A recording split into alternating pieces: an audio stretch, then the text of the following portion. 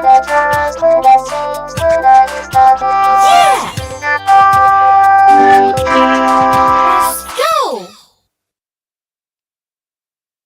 Hi everybody, you hear me, right?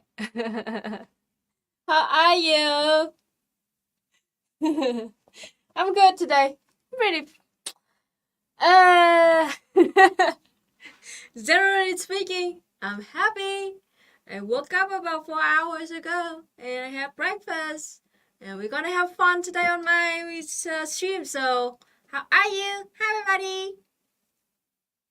So like the title today, based on the title today, there are gonna be two topics. Two topics that I want to talk about. First is about the investigation, the critical thinking. Second is about farming. I will teach you how to grow rice. Since the shitty things that I had to deal with over since the last 7 days. Lots of people actually ask me about how to grow rice, and I would teach you how to grow rice today on this live stream. I will draw on my drawing tablet. It's kind of a new way to teach you how to farm. It's fun, and yeah, growing rice is totally different from any other kind of farming you might know in your country. So different from like growing tomatoes or potatoes or even wheat. So yeah, I'm very happy to talk about how to grow rice in Vietnam. But I literally did it myself for years in my childhood. I only stopped it when I turned 18. I passed the university exam and went to Hanoi to study for university. So yeah, but first, because to warm up, how are you? Are you okay? Anything you mad at or sad at or like sad about or what? The thing that I kind of want to talk a little bit about now is, oh, my top is really cute. Thank you. So that I love like secondhand clothes, right? So it is a online store that I usually like buy things from her, like usually like less than $4 a shirt or something. And usually like she just gave me free shirts or free skirts along with my order. So like it's great. So this shirt is free. I just got it from the store owner. So awesome. um the thing that I don't kind of to warm up is to dunk on a bunch of online. I call them USian leftists. Whew, I have to clean my glasses first. So Isa just had a video like just uploaded like 24 hours ago about capitalism and racism, about the primary contradiction and the secondary contradictions. The knowledge that he got is from dialectical materialism and also our own like investigation and understanding of the contradiction, how to deal with contradictions under capitalism and how to end capitalism.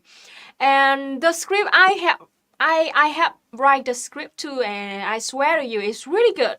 It's really good. So please, if you haven't watched it yet, please check out Non-Compete, the newest video, capitalism or racism. All right.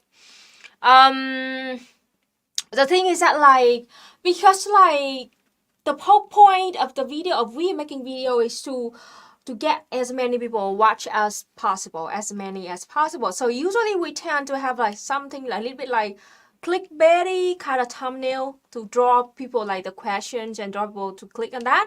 And I want to show you this. So, and I will show you a real quick example of things that I am trying to talk about now. Is that the big problem over there in the USian online left? And this is really sad. I have to say it's freaking sad. Wait a minute. Share screen, Chrome tab, and this. Right? So this account, I don't know who they are actually, but we're not attacking the person here. Talking about the whole bigger picture here. So they just like posted a single screenshot of the thumbnail of the video, and then without giving any context, without even linking to the actual video so people can watch it, they just like post a quick gotcha like this. And can you believe that almost 2,000 people like this and I start like talking shit about EJ just purely based on a single screenshot of the thumbnail. A bunch of memes and like mocking and like shitting on anarchists. This is really, really fucking disgusting. Because this is so unfair to anarchists out there, to the good, decent anarchists out there. And it is so unfair to EJ especially. Because why? The video is totally talking about how we should not be class reductionists. How we should at the same time attack capitalism and other kinds of oppressions such as ableism, transphobia, homophobia, sexism, racism at the same time. But without actually watch the video before they fucking open their mouth. Nearly 2,000 people immediately fall for this super short and uninformative kind of quick gotcha, poor gotcha kind of. And this is not just happened one time in this thread only. This is the whole problem of the whole leftists, online leftists in US over there. And the setting is like this. Okay, let's see the person who posted the shitty people just want to dunk on another leftist without investigation whatsoever. But none, before I check this, none of the people who smear EJ in this thread ever asked for, hey, what is the link to the video? I want to watch it. No, nobody, none of you people in the thread actually ask for the link so they can watch, investigate before they can have a conclusion about this. And this is very disgusting and this is very ugly. And this is gonna just make our movement become more and more fucked up. Alright? I'll compare this to Vietnam. I have to say Vietnamese people are totally dialectical materialists. Because I am the member, I have been for years, I have been a member of huge forums on Facebook in Vietnam. And even like even the shitty forums in Vietnam with hundreds of thousands of followers, whenever somebody posts some quick gotcha like this, the vast majority of us immediately like, hey, give us a full context. Hey, what's the link? Hey, what's the true story? Hey, I want to listen to different perspective before we have any conclusion. And also most of the times when people found out like those posters just trying to stop drama out of nowhere, they even got like totally flashback because of that. They got totally like dunked on because of that. But I don't see this on Western leftists at all. I am very disappointed and I'm speechless. What's wrong with you? Why so many of you just want a quick gotcha, a very super poor gotcha, with your extremely shallow understanding of the topic? You don't investigate at all. You just quickly look at a meme, a screenshot, without any fucking context, and immediately came up with your own conclusion. As is nothing as like fact at all.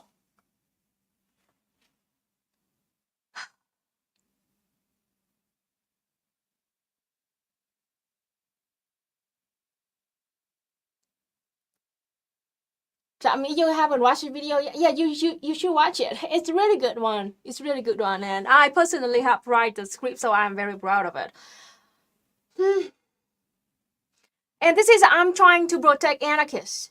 Because there are so many anarchists. Good anarchists like EJ out there trying to spread like good knowledge over there. But a bunch of fucking chauvinist people calling themselves leftists just continuously dunk on those good people. And then like trying to like compare EJ to fucking who? Shitty people like Dandahall, like for fuck's sake.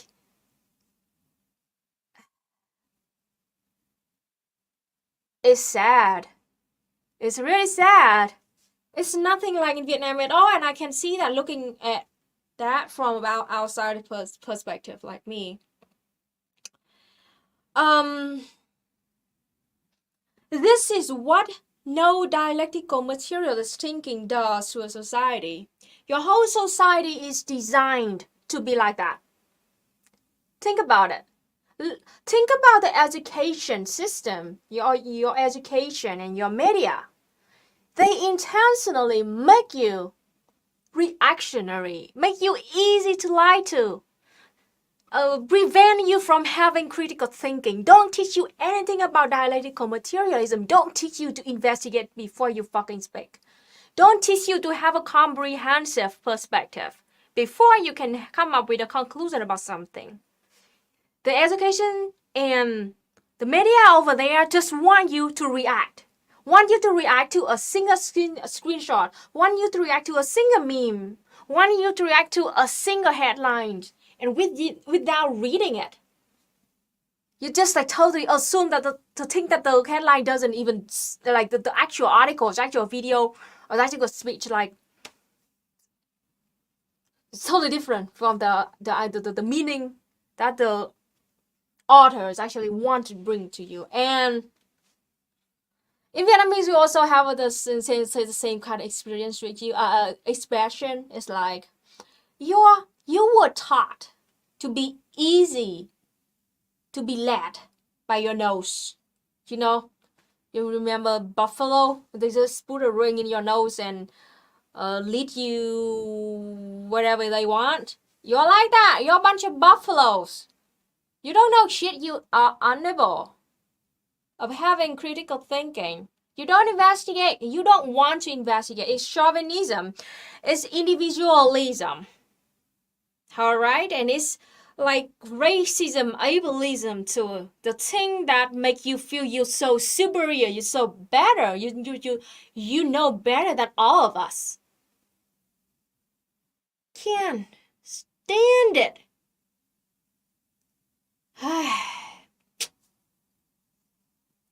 And I don't know, seriously, I don't really know what I can do to help.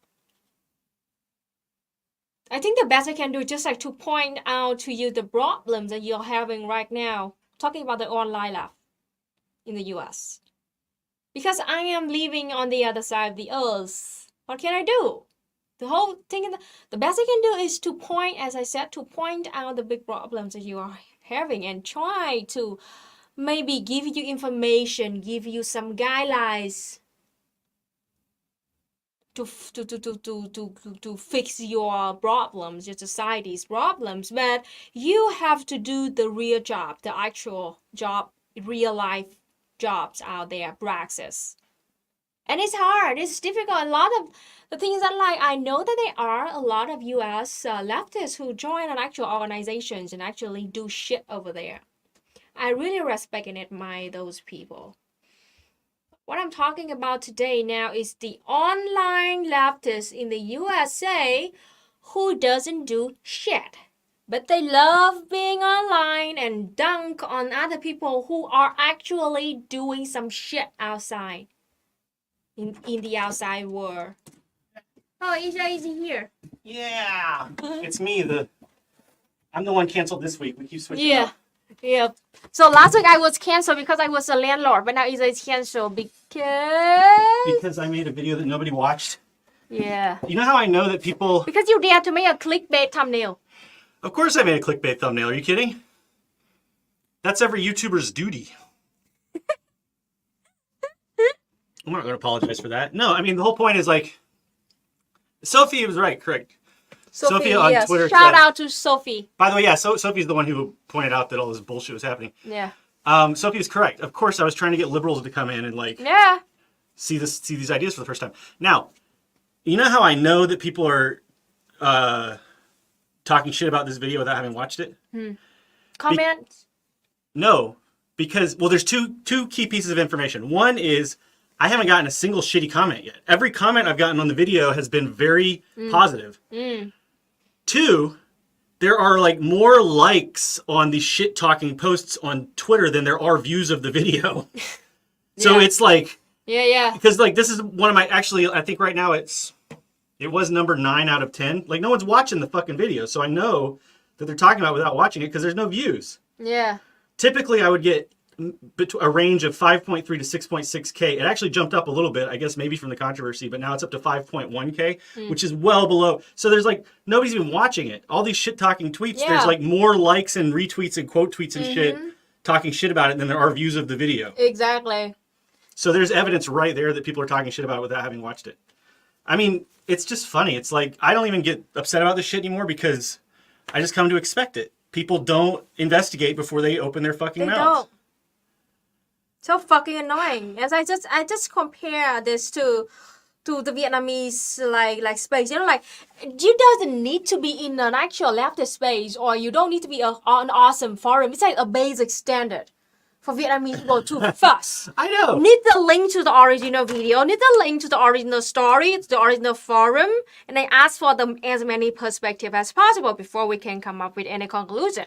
I mean, I've had a few people who like disagree with a part of it here or there, and they might have like respectfully we can and like tell that person watch the video. Watch the video yeah. just by their comment. Right, and it's like I welcome that because it makes me think more, you know, and it makes me learn more. Like I had one comment from, I think they might have been, they didn't say specifically where they're from, but it's from somewhere in South Asia because they're talking about the caste system. The caste system. And they were like, I don't know that the caste system is rooted in capitalism because it predates capitalism. And I was like, I don't know shit about the caste system. I want to learn more about it. But like, you know, and I was just like, the way you could tell if it has, you know, what its material base is look at the caste system. I wasn't saying, you know, like I wasn't saying I'm right and you're wrong, or this is what you need. I was just saying that's the way to understand. It was like I was hoping it would be. I haven't actually checked it out.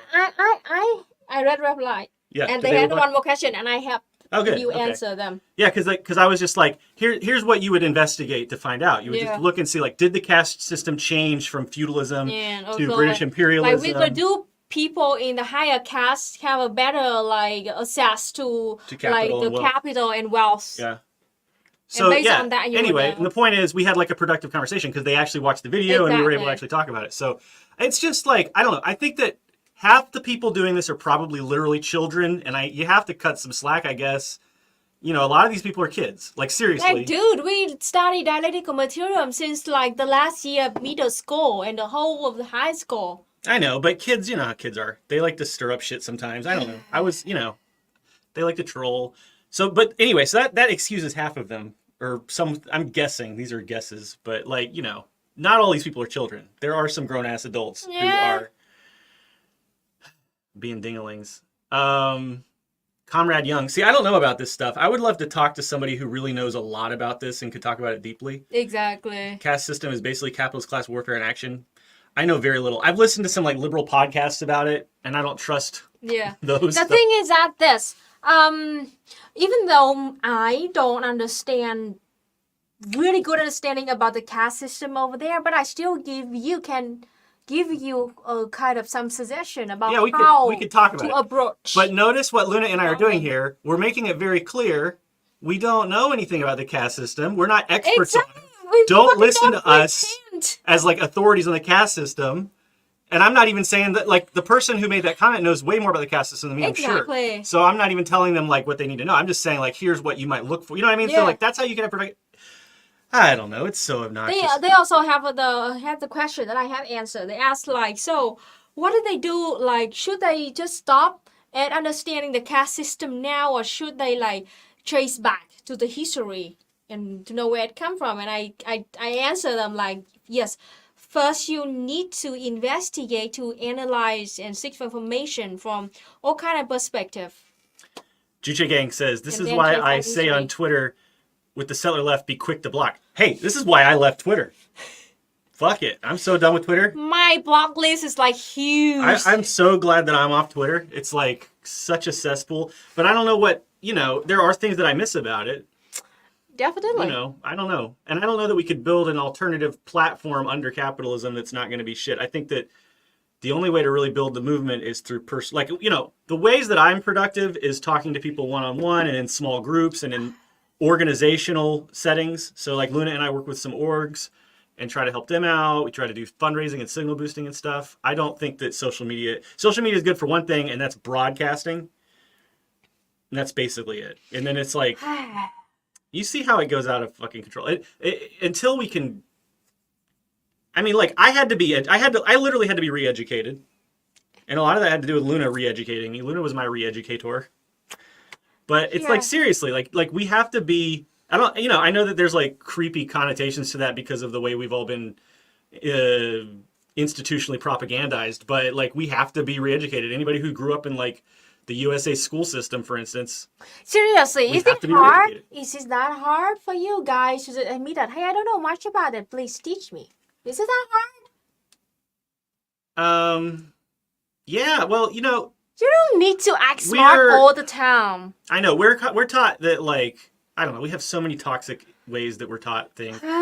One of the worst things is, especially white dudes are conditioned that, like, every thought we have needs to be fucking expressed. And, like, sometimes we just need to shut the fuck up. And they don't say that enough to me. They didn't say that enough to me growing up. There's something to, I gotta say this. I'm gonna say this. And I hate to say this, but there's something to that right-wing reactionary trope of, like, the special snowflake. But it's not in the direction they think it is. Because generally it's, like, privileged white men that are like the special snowflakes.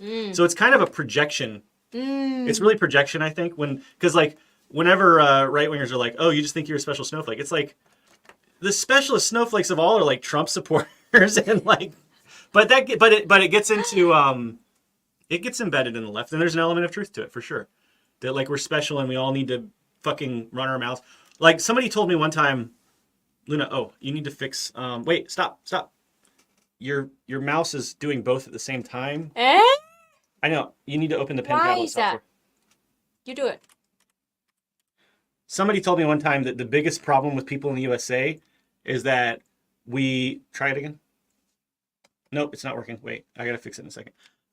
We sit down and... to draw, so... Let me finish this thought, and then I'll switch seats with you and fix it. Okay. One of the biggest problems with people in the USA is we sit down and we think about stuff for like 10 seconds when we're presented with a new the whole situation. 10 seconds. Wow. We think about it for 10 seconds and then we make up our mind and then we lock into that for the rest of our lives and we never change our minds again. And I think that's really accurate to the way a lot of US Americans think.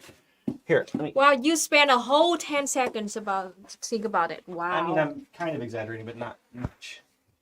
But I got it. I agree. Like, again... Let me see the pen. Shallow understanding, your sheer understanding, you think that you still act like you know the best.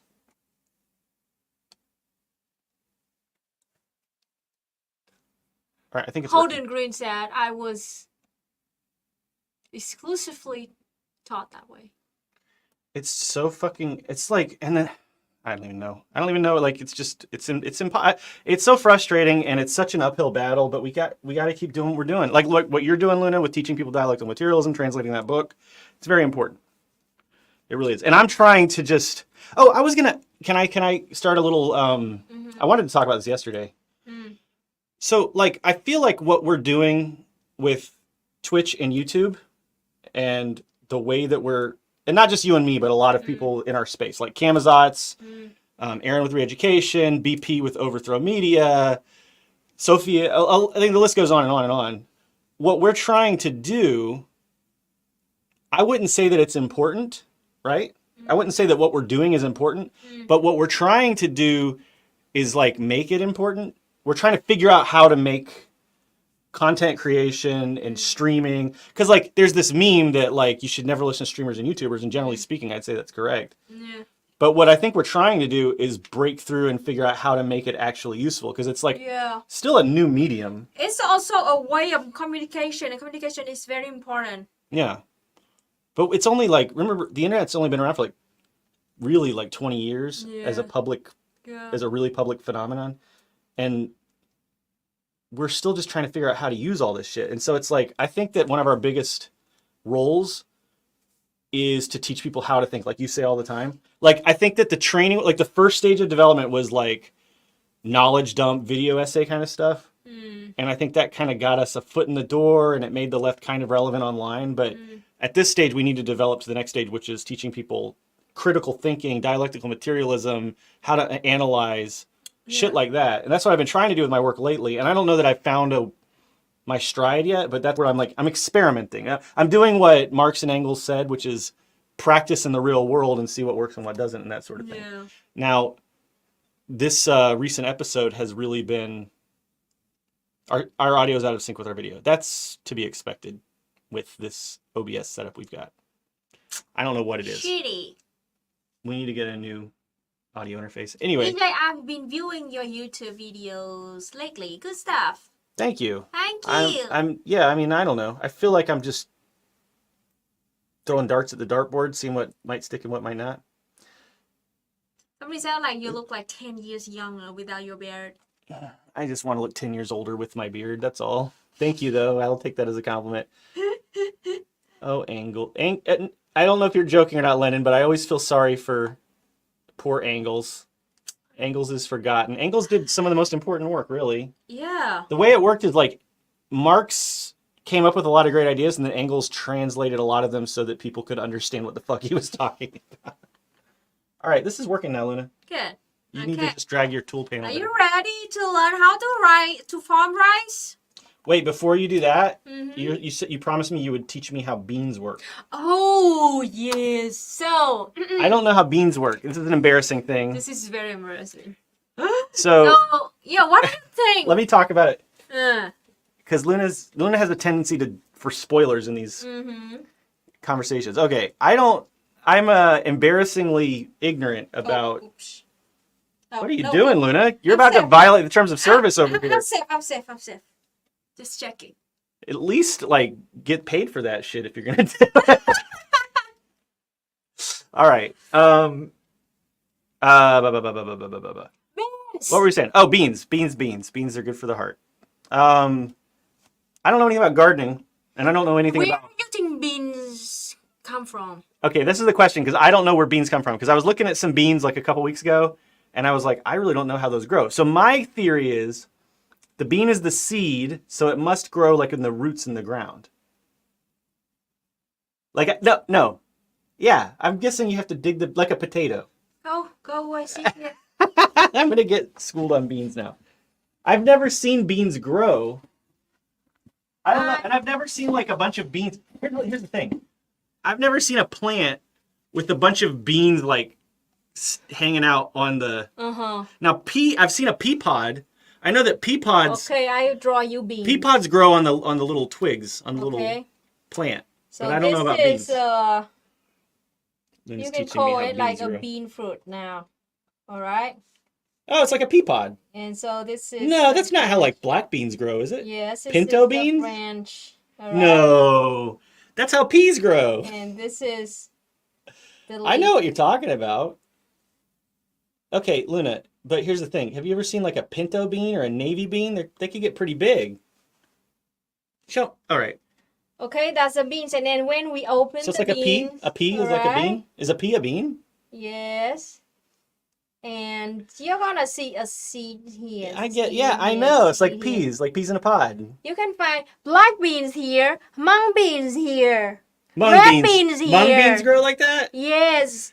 Show me what's one of those big ass beans?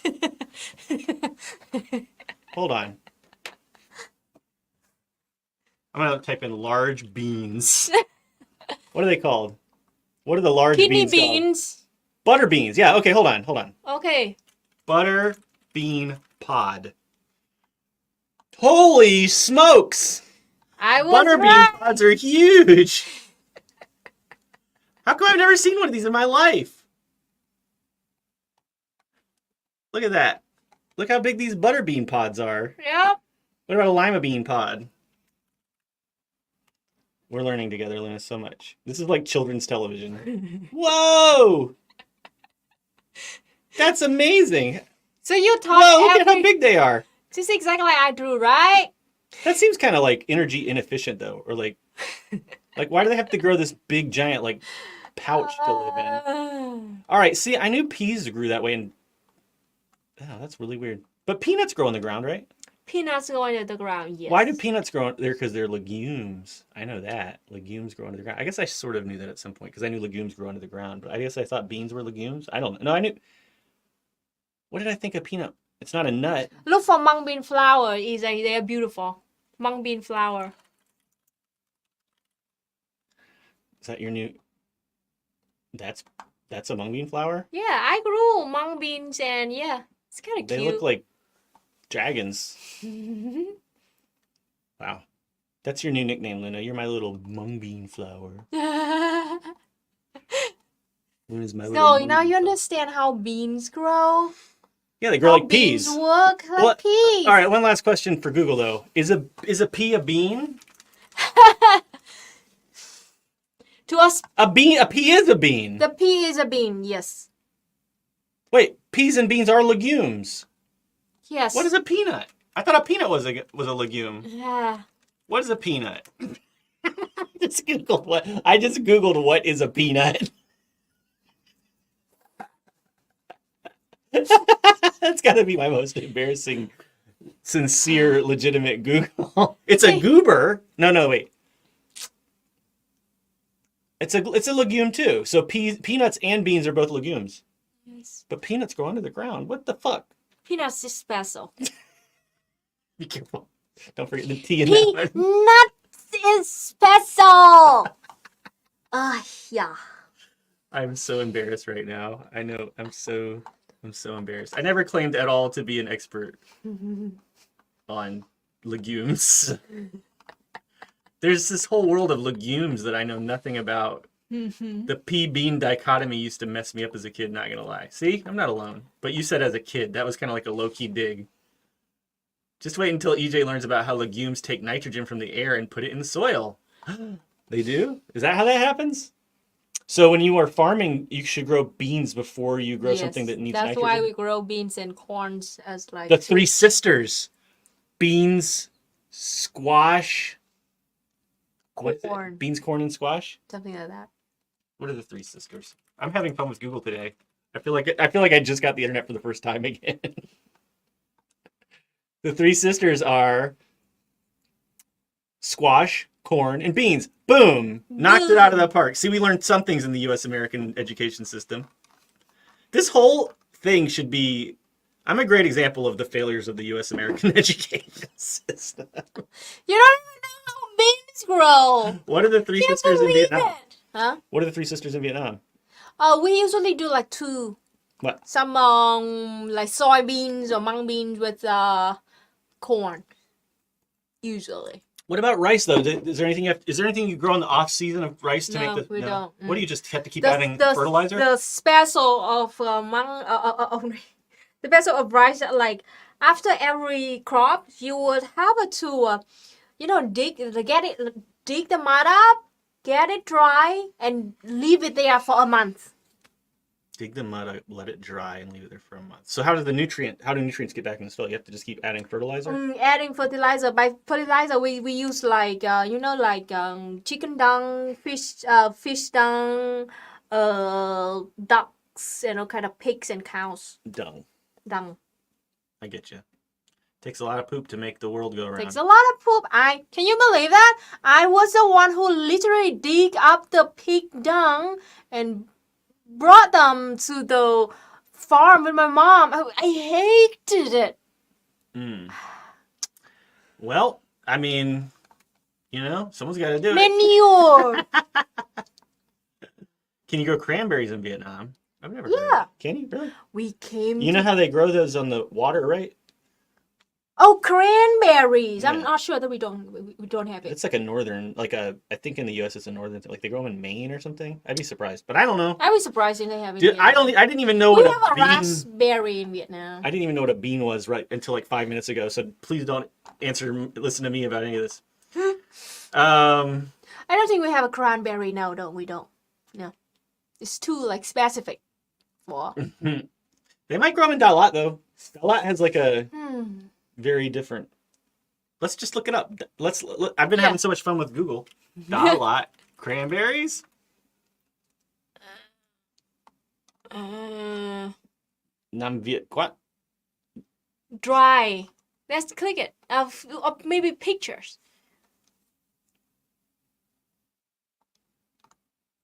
So we do grow. Those are from America. They'll fry America. See, we don't grow them. I don't even think that I haven't. I ate it yet. I don't think so. It's good. They're good. They're like sour raisins. Well, I mean, we usually eat them dried. I've never had a fresh cranberry. I don't even know if you can eat a Turn fresh it off. cranberry. I am so done with this fucking thread. Hate it. What a ding dong. Look at that. 2,000 2,000 likes. There's people like it. And then there's 64 quote tweets, so it's just like, you know they're not watching the video. You can tell. 2,000 people are ding dong enough. There's absolutely no fucking... It's so funny. Luna is... Somebody retweeted... So good. Whoever retweeted it, I think you're on our side, comrade. Thank you for... And just being on the side of truth. I don't even care if people disagree with my video. If they've actually watched it. Exactly. That's the last thing I gotta say. Now Luna's gonna teach us all about farming. Farming! All right, I'm gonna leave. Goodbye. Have Bye. Okay, so oh, I haven't drawn in a long time. I'm very excited.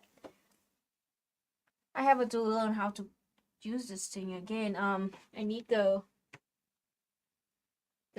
keyboard here.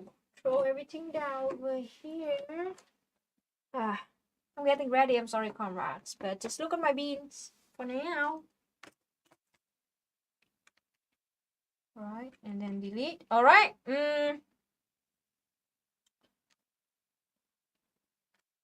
Let's learn how to farm rice right now, because rice is very different from other. It's too big.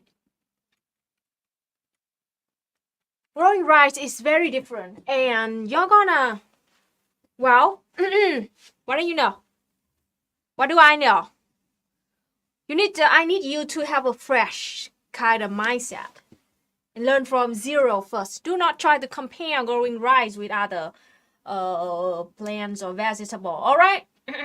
So there are 4 important steps of growing rice. Usually, growing rice will take you about 100 days. From like preparing the seed to harvesting. The shortest kind of days of rice are like 75 days up to 115. All right, so that's how long we're gonna take you to harvest the rice. There are 4 more steps. First step is to prepare for the seeds. The second step is to I'm talking in the north here. So I'd like the what do you call it, sprouts, or and then plant them. And the last step is to harvest.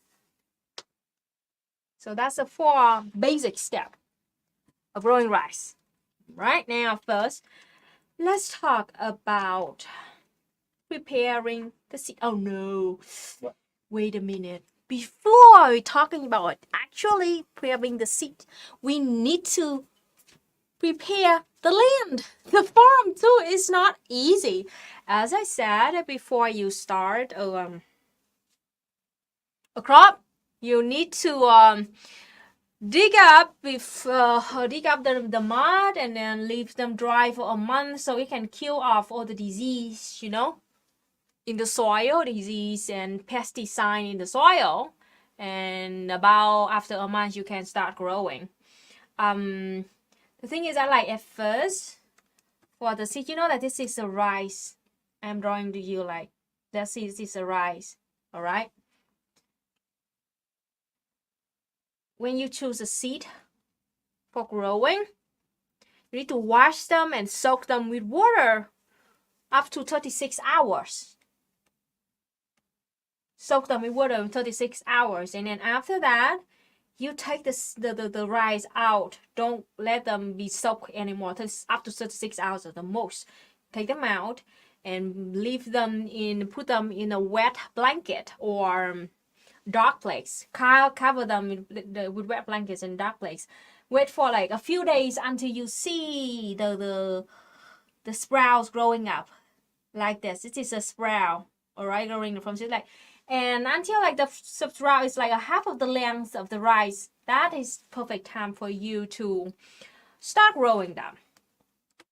Now, at the same time, in the meantime, when we were waiting for our seed to have the sprout like this to sprout, we get ready. We get the farm the piece of rice field ready, the mud, we call it like the mud.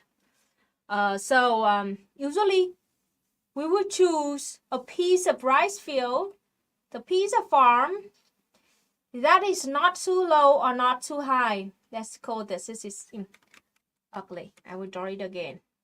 The piece of rice field that is not too low or not too high, because the young rice requires a very specific level of water. So you should choose a piece that you can easily control the water level. First, you need to soften. You need to put the water inside your piece of rice to soften the mud. All right, and then you use your tools, special tools, to soften the mud. It's like you're mixing the dough. You need to have a very thin dough for this. Like you need to like filter out all kind of rocks or big chunk of dry mud out. The only thing can remain is the super thin dough made by mud. We can judge, we can see how nutritious the mud is by looking at the color of the mud. If the mud is, oops, where is it? Go to draw. No, here. If the mud is black or like silver dark, gray, that's good. That's good. But if the mud is like yellow or like a brown or like white or something, you need to add like fertilizer to this. Fertilizer.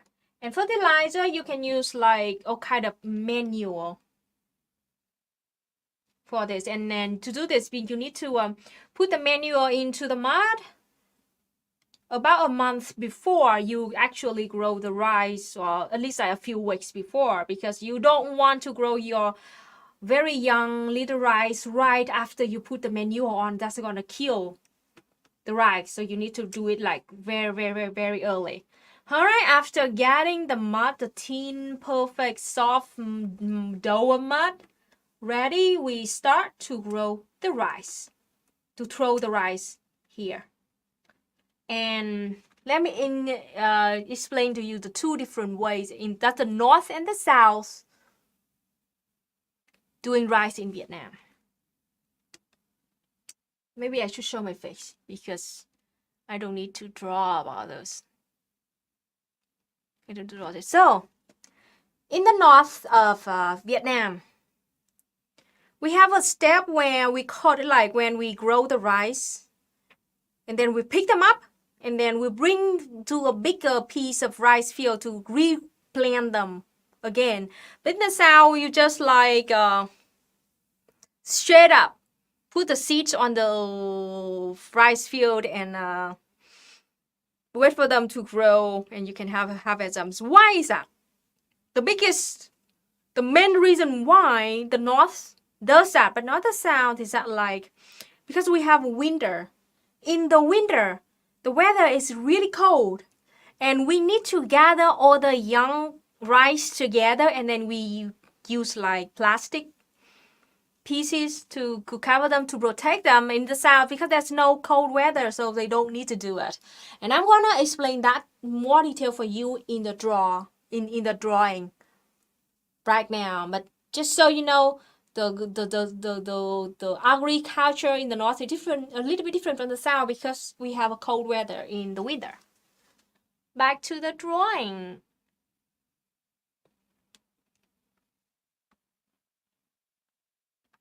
Half globe. Yeah, I'm having half globe because this is a globe for my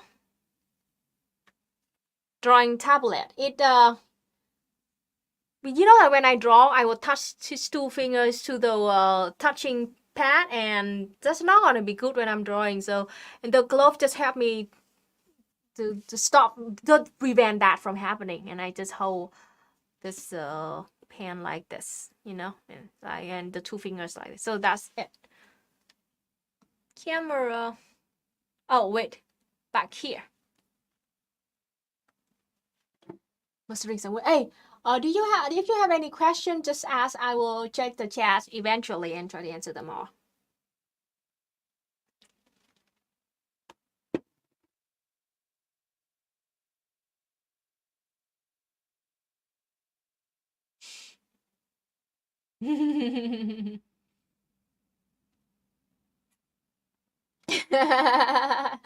Sure, Luna, that's a very plausible explanation because I look like a villain, a Bond villain.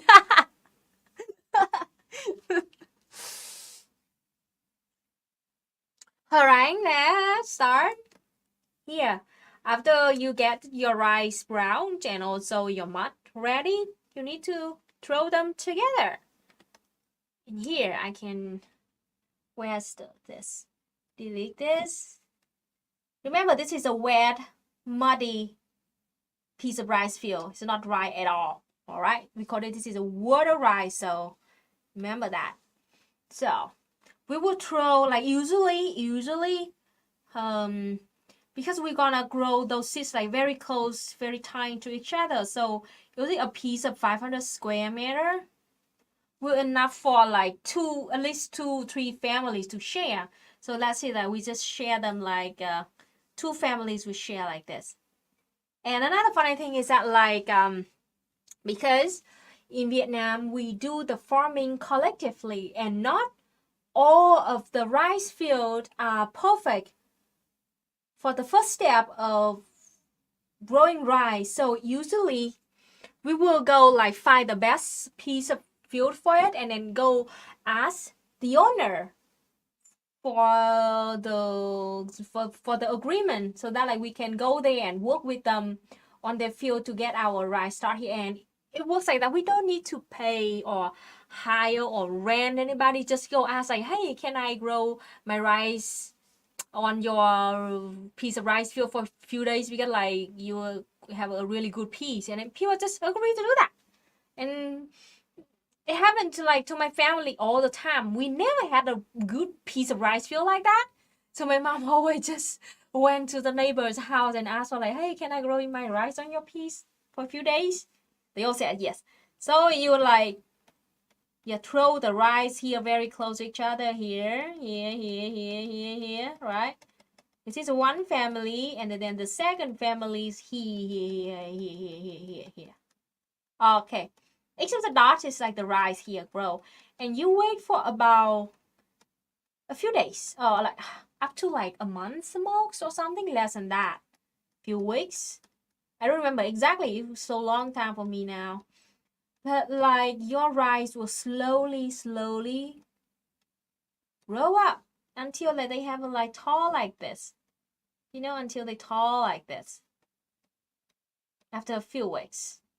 And especially in the winter, when the weather is too cold, we will use a piece of at first I would erase this. So for example, in the winter, when the weather is too cold, the way we protect our rice is this. First, we use a bamboo stick. Here. I use a thin bamboo stick and then put them on the piece of rice so that make it like curve like this. You know, curve like this. And then under here is still the rice here, you know. It's growing up. They're growing up right here. Teeny young plants, sprouts. And then we cover it with nylon. It's just like blanket. You put like blanket on your rice. And that's it. We protect them until like they grown up enough to be taken out and put it in a bigger piece of rice field. And how it works like that. We do it like very collectively. And usually when a family like when we go to our rice farm and we see like other families' piece of plastic is like got broken or something, we would fix. We should try to fix it for them too. So it's very collective like that. So, okay, this is how we protect our. In the summer, we don't need it. So in the summer, it just like grow like here, close to each other. After about a few weeks, after a month, depends on the nutrition of the land and the weather. Usually they will grow like slowly in the winter, right? Okay, when your rice is kind of a bit, this is a close up. It would look like this. All right. like this, 3 or 4 leaf, and this is the roots. When it's kind of about like, I don't know, about 30 centimeter tall, that's when you need to pick them out and grow them in a bigger plot than our actual plot. Remember, we just borrowed this plot for them to grow for a few weeks. It's not our final actual plot. Go here, move to our bigger plot. All right, this is a real actual plot that I work with. And at first, this is crazy because I was the one who in charge of taking this water rice out and bring them here. It's for my mom, so my mom can grow it. So I work on this smaller piece of different family, and then I pick them out, put them in a basket. Looks like that I will bring this basket.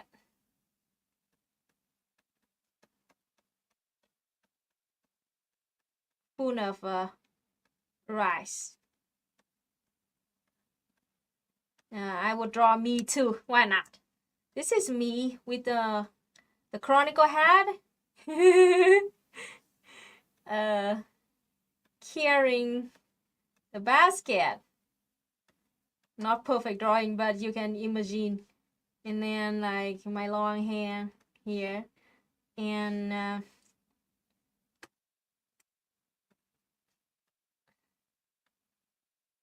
here. Yeah, and my mom is working right here on this piece, and she's gonna like she's gonna be the one. This is her and her chronicle hair. Yeah, this is how we grow it, right?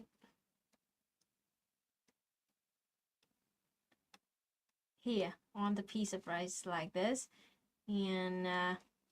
and she, I like when I bring the basket of rice to her field like this, she's like separate them into like, because like usually it's kind of a patch of rice when I grab them up. It's kind of gonna be like let me see, it's like a patch of rice like this. This is the roots, and then like leaf, kind of big patch, something like that. My mom would be the one who like separate them. So this is a one patch here, one patch here, something like that. And just throw them like randomly, but like evenly in the area like this. And then she also holding a patch on her hand. And then slowly separate them and grow them here. And in the final stem, the whole rice field look like this. One piece here. And then it's like, put them in line, you know, in line like this. Here, one here, one here. So the science behind this is like you need to put them in line in square like this, because like so they will not have to compete each other for the sunlight and for the water and for the nutrition. So this is how it works. So after I finish bringing all the rice for my mom, I also help my mom to grow them here too. How much rice do I get per patch like this? It's like for 500 square meter a patch. Because my family, we have a whole like, so actually it's gonna be like 4 patch more because we have a 4 family member. So it's all gonna be like this, all right? And total is 2,000 square meter. And each patch like this, you're gonna make up to 300 kilograms of rice every crop. Farmer hands can't draw like that. Luna busted. So yeah, I have 4 family members. So this is my, like just say this is my piece, my mom's piece, my dad's piece, and my brother's piece. And we mostly just me and my mom work on it. My brother, he went to university when I was like 10, 12 years old. So really didn't have a much working experience with him. My dad always out of town. He only came home in the harvesting season. So mostly, nah, not really. Yeah, this is me, little Luna. I did this when I was like literally like 12 years or something. 12-year-old here. So ugly. So like 12-year-old Luna. And my mom, what happened? My mom would decide. It took us like, I don't know. Oh, the thing is that like not only my mom worked on this piece of land, because again we work like collectively. All right, we work collectively. So my mom would usually ask another kind of my aunts or other villagers to go here and work together here. So not just me and my mom work on this alone. Always like my aunt or other people with the same plot like this. And for the whole four plots like this, it took us like after 2 days the most to finish. The most, you know. And here, the third person is here, something like that. All right. Hope you got it. All right. Going here. And when we finish our own piece, we just like move on to the next piece. And usually, in the planting season like this, it took my mom about like 1 week. 1 week. 1 week. Up to like 10 days the most. 10 days the most to work on our rice field and also to work on other people's rice field, because eventually they are working for my mom today on our rice field, so we owe them some labor. So on the next day when they grow rice, they plant rice on their rice field, my mom would go there and work for them.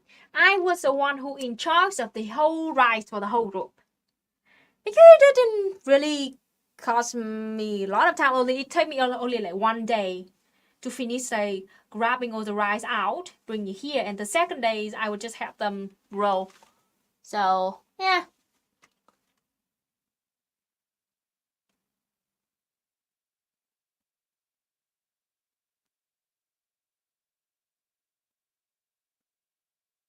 How do you prevent back pain when rice farming? You can't. There's no way. I'm sorry. There's no way that's gonna be back pain no matter what. And it was so bad that like even after like I was okay because I just worked on my rice farm for 2 days. My mom didn't ask me to work for the farm because yeah. But like my mom after like a week or 10 days working on the rice field like this, like she would had like terrible back pain out of it, and also like because she leaned down like this for like a week, so like even like her face and her hands got swollen because of it. So it's gonna be like, this is me after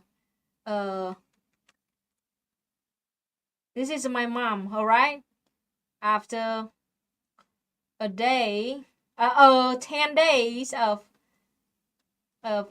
growing rice.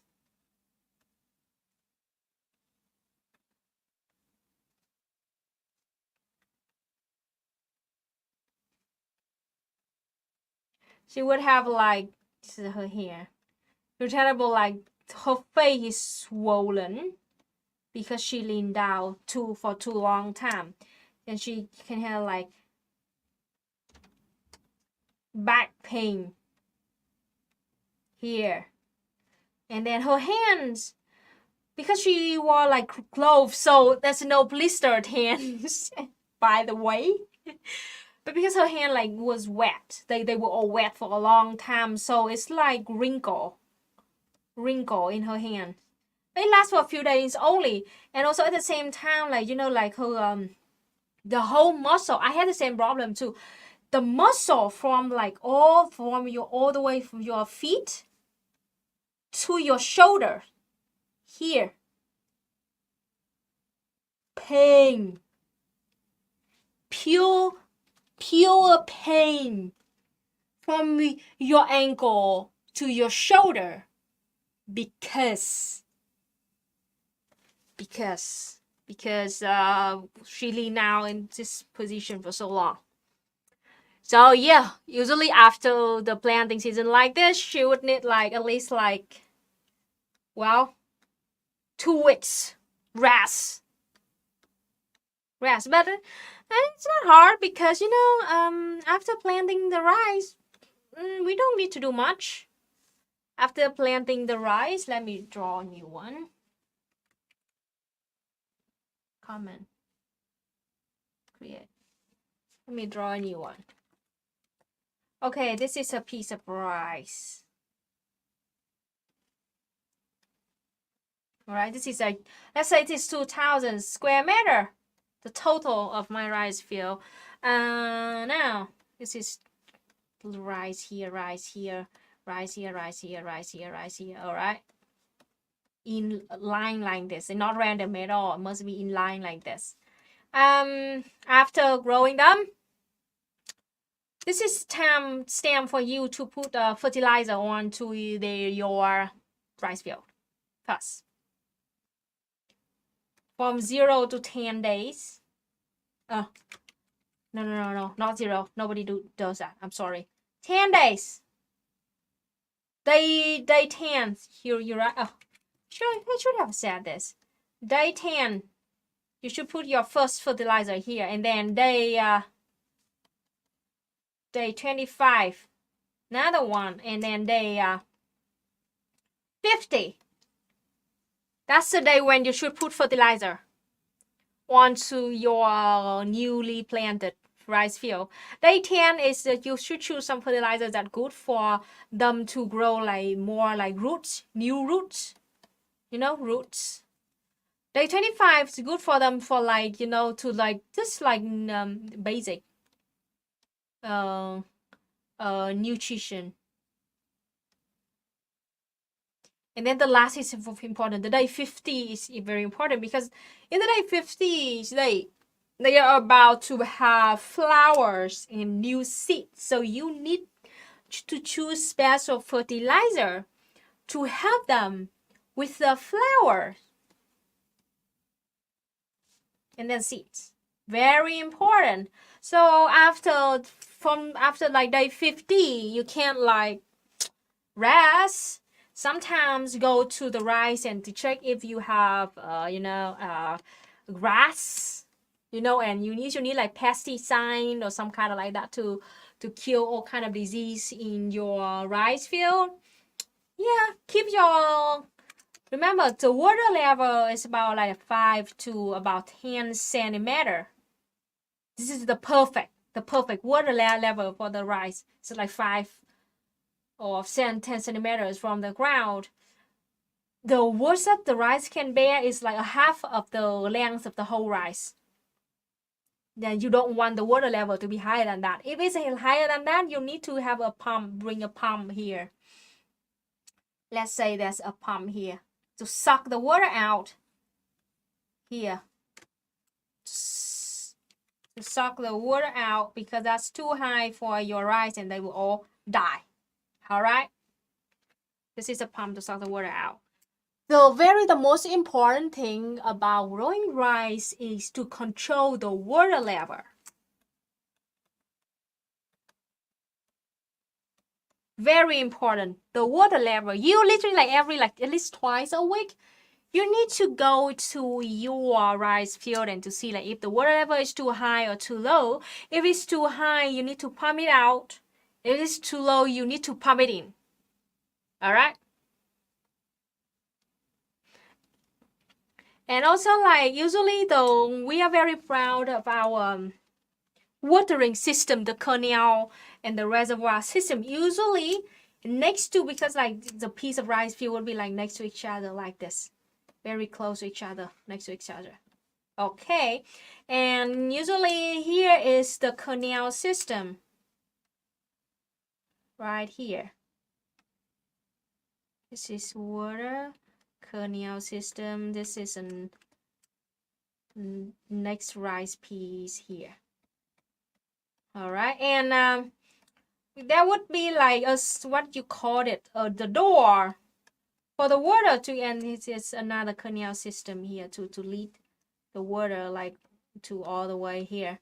And then people just like, just like they can cut a road here for the water can come in and then wait for a few hours. When you have enough water, you like put the mud back up to stop the rain.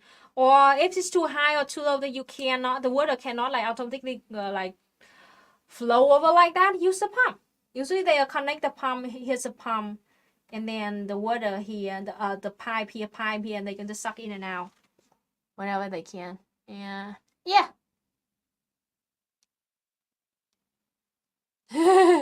So this is how we do it. It is like the bank, just below it. Usually like there's gonna be like, a very pretty like tree over here. A big tree. For people can like rest in the summer, And under here, it is a big bank. People just like sit here to rest. And like we sit down here to rest. Or like have lunch or something like that. And then wait for our pump to finish his job or something. But it's seriously very beautiful. And a cow maybe? A cow in here. Cow or buffalo,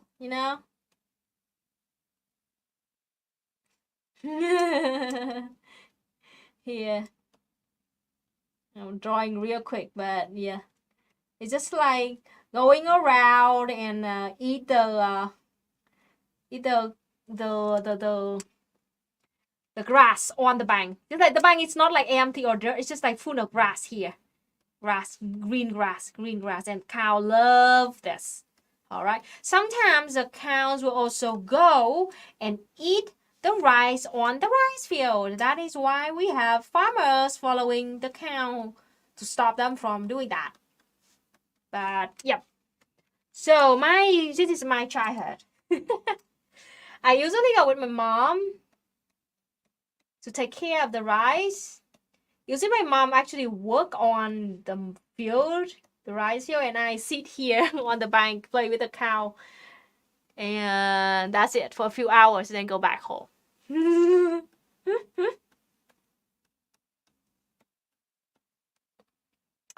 Growing rice is not easy, I gotta say.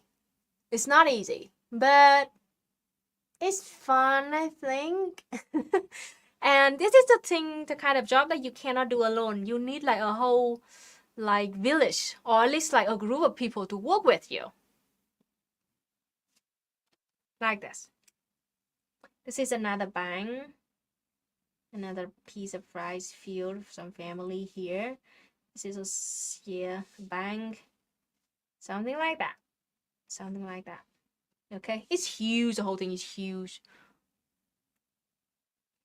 Must be amazing to eat a bowl of rice that you grew yourself. Yeah, I grew up just eating the rice that my family grows. So nice, always nice. And we have all kinds of products from rice too. Let me show you, not just rice. Let me add one new here.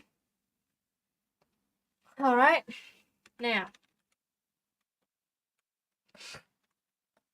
So let's move on to the harvesting season, right? Oh, wait. Need to go back here. All right. From day like, from day 50, from day 25 here. From days 25 all the way to the time we harvest. We need to go to our rice field and take out grass. This was the first task that my mom taught me when I was a little girl. Maybe it was like 9 years old was the first time my mom brought me to the rice field and taught me how to walk in the mud without killing the roots of the rice. You need to be very careful and walk between the space only. You don't walk on the flaking rice. Only walk on the tiny small space between the four rice like this. And my mom taught me how to distinguish between what is rice and what is grass. They grow like right next to each other. It's really hard to tell. Let me tell you how to do it. So, this is my experience of how to distinguish them. My mom taught me about 30 minutes, so it's not that hard. This is, let's say, go here. Okay, this is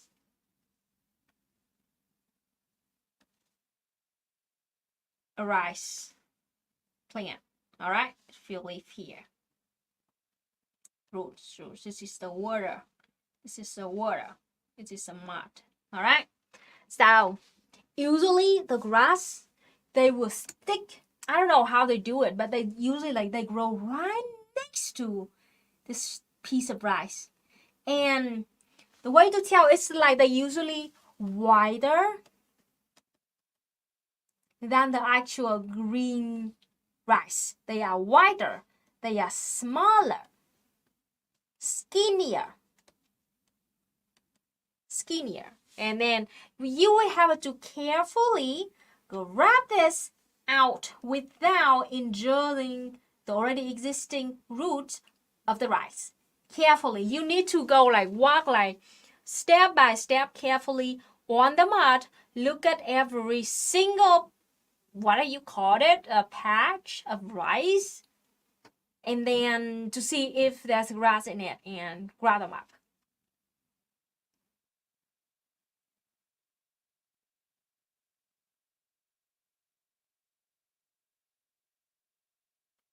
So that's it. All right. And in day 50, I told you day 50 is the time when we should use put fertilizer in it because day 30,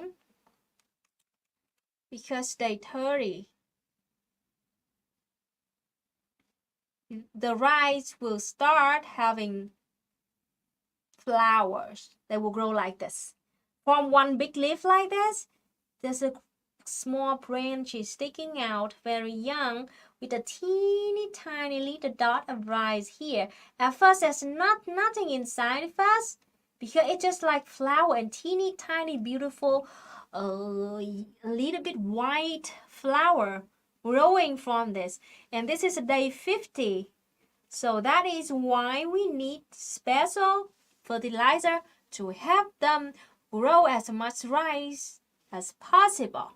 All right. And the water level at this time is very important, super important. If the water is too low, it's like the mud here, and the water is like right here.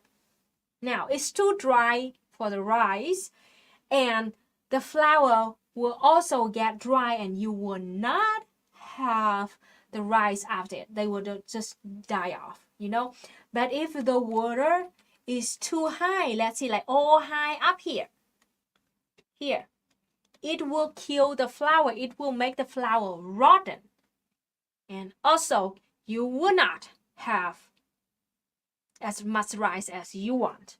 You don't want that. So that is why around this time, the day 50, you need to go once every 2 days. Go check your rice to see if the water is good enough. Usually, as I said, from 5 to 10 centimeter, the most fertile is about here. That's the perfect flour rice.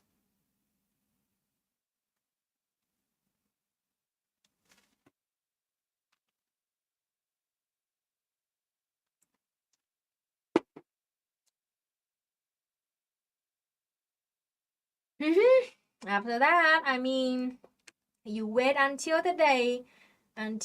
about day 100.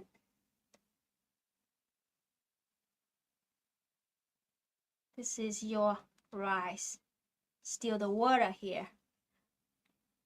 This time, your rice is ripe. And it's going down like this.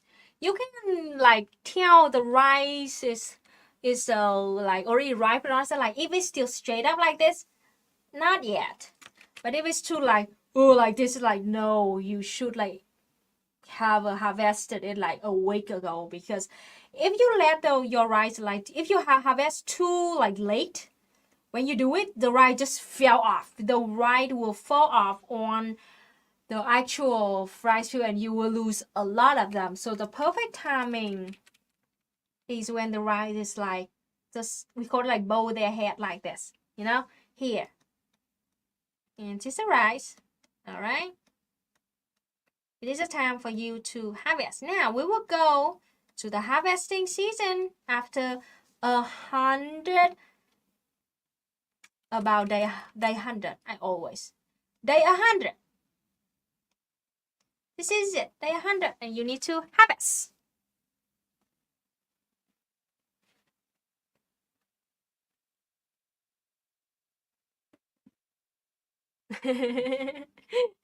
What are you talking about? Pigs and flowers in the channel? What are you talking about? Well, pigs are very important in Vietnam. Pigs and cows and buffalo. Like cows and buffalo, they're good with us because like, they can carry, they can help us carry a lot of heavy stuff.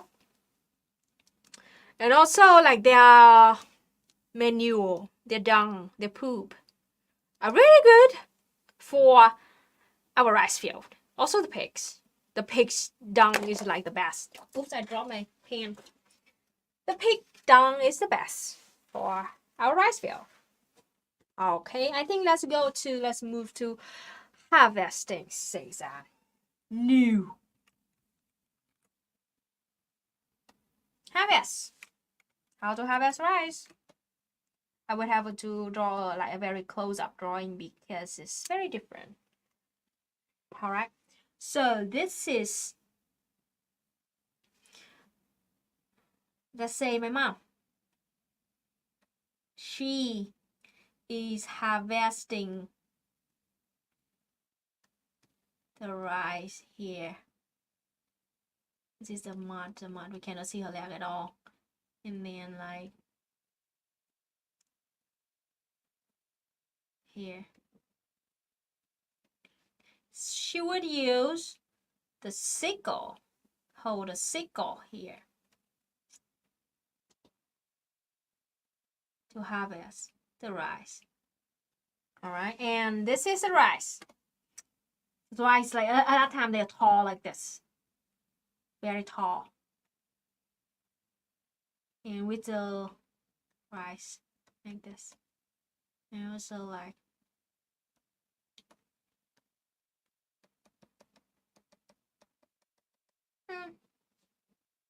in here.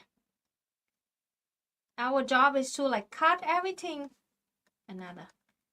Here. Okay, just hope that you can imagine it. It's just like here. You can use your sickle to cut your rice and to make a bunch of it. After you cutting it, you're gonna have a bunch of rice. Like it's gonna look like this. You use another piece of rice plant to tie them up and look like this.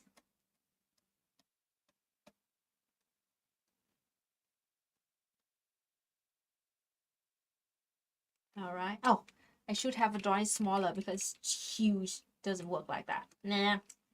Alright. Small like this. Small like this. And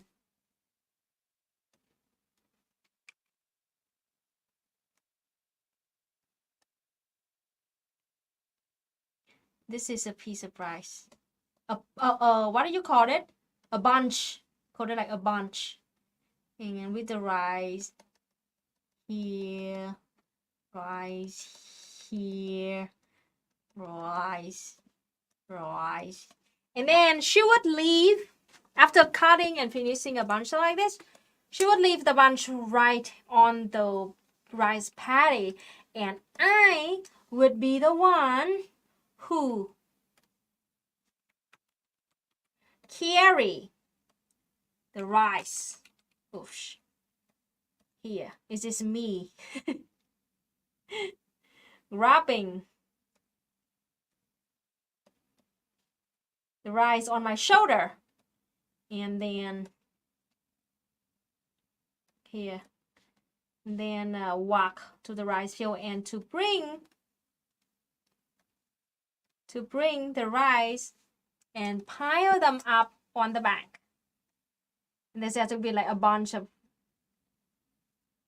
a pile of bunch of rice here, and I was the one who grabbed those and bring them here.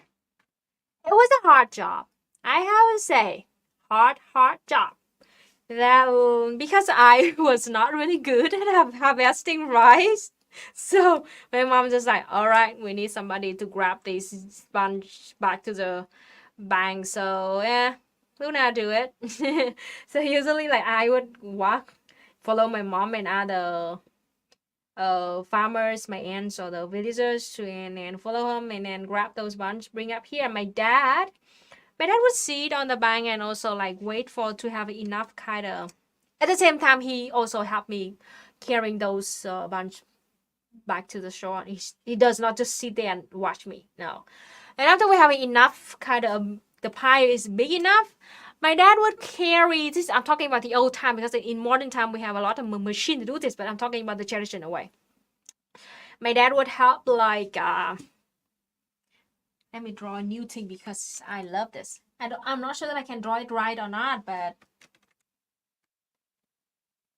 so this is how to describe to you. We have a very special. This is the old time, long time ago.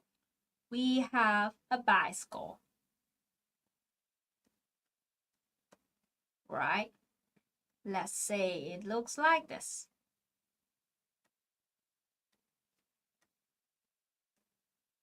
I'm trying my best here. I'm not really good at drawing bicycle, I'm sorry. But something like this. And then the second one and something like that, right? And this is another thing to connect them all together here. This is the, we don't even need pedal. We didn't even take it out. We say like this. All right, and we will put a special, what do you call it, basket here. So how I'm gonna draw it? I'm gonna draw it. Here, we put made by bamboo stick here. Tie them down back here. Tie them down. And you also need a stick to hold it and to control the handle too. This is a bike wheel. And on the other side is also a kind of piece of a basket made by bamboo like this. And then you stoke it up. You fill it up with rice, bunch of rice up here. Rice. All right. And then my dad would be the one who drive this thing. I have to delete this so you can see it better. All right, my dad would be the one who carry. Here, my dad. He also draw well like conical hat. This is my dad. All right, and then he grabbing the stick to walk with the bicycle. Walk, okay, we not like we don't ride it at all. We walk with it, and my dad literally another hand grab this kind of seat, and then walk all the way from the rice field to bring the rice back to my grandma's yard. Like that, because my house was too far away from our rice field, and my grandma had a big yard, so we just brought there and process after that. And then we take our rice home.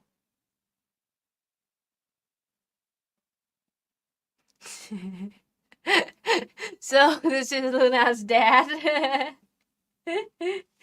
carrying the rice back home to my grandma's house. Again, the whole procedure took us about 2 days. 2 days to harvest, to cut it, grab it here, and bring it back to my grandma's house. When I grew up, this is kind of machine that we use to extract the rice from the plants. Now we have the tractor machine, but again, I am explaining to you the old way of doing it. This machine look like this. That's like a, what do you call it? I don't even know. But it looks like this. Wait, let me redraw it. It looks like this. And then there's a stick here, take it out. And looks like this. All right. There's an engine here. There's an engine inside here. And yeah. Under here too. There's some stick under here too. And there's a small metal ring. Metal ring here. No, wrong. It's like this. It looks like this. Yep. Exactly. It looks like this. And then at first, there's gonna be the pedal. The pedal right here. So you can use the pedal. It's just like the sewing machine. You step on the pedal and then the thing will like spin. The thing will spin like spin. And then you put your rice. Let me grab the whole thing.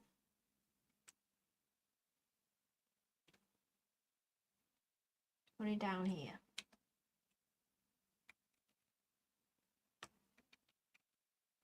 What did I do now? Put it down. Alright, done.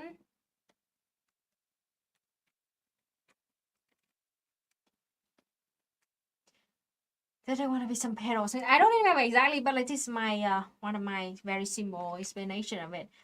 There's a petal, and then somebody will usually this. Let's say there's some farmer here, usually my dad and other men in the village. They will stand in the back, grab a bunch of rice. Here, remember he should like step on the pedal to make it spin right here. Okay, this is the back leg. All right, and then there's a bunch of rice right here. And then when the machine spin, they just like put the rice onto the machine like this. There's gonna be another person right here doing the same thing. Usually this is man's work. Women, they were busy like cutting the rice, so men at home would do this. All right, this is how it works. And then like the way the machine was like the rice, because of those rings here, those metal rings, the rice will fall off in the front like this. This is the rice. All right, the front. This is the rice. Here. And after we see that, we can see that all the rice off from are taken off from the bunch. They throw. There's a pile of straw here behind them, a whole pile of straw. And we do that until we finish the whole like our whole rice. Yeah, this is how it works. This is how we get the straw out of the rice. Got it? Cheeto powered. Your grandpa has this one. That's nice. Treasure? I don't know. Threshing bicycle. I love it. Oh, threshing bicycle. So yeah, this is how it works. Alright. Yeah.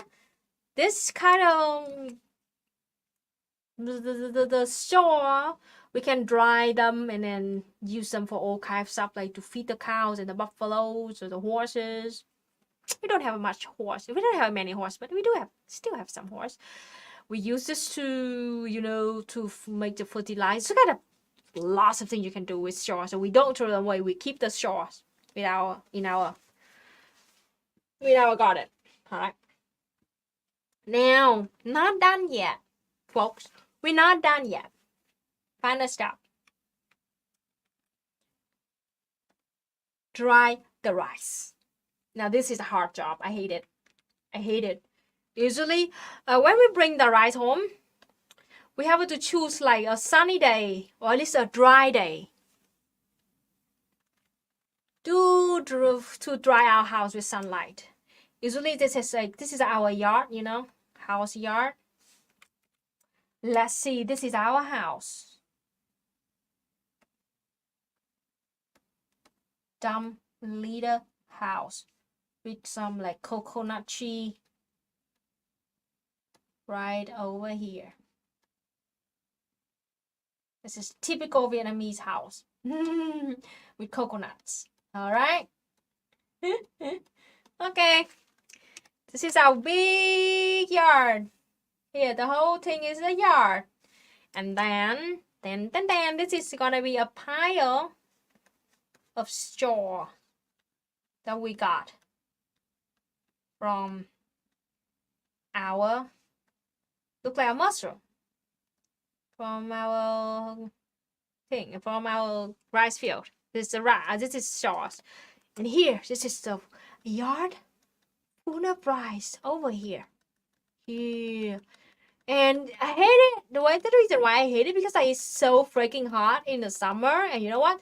The rice, they is so itchy. You know, the skin of the rice is super freaking itchy. And usually my mom and me, when I how do I explain it to you? The way we dry our rice, we just not throw them here randomly. Nah, you cannot do that. You need to make them even, and maybe every like an hour or 30 minutes we need to go there. And my mom call it like, it's like to walk on the rice.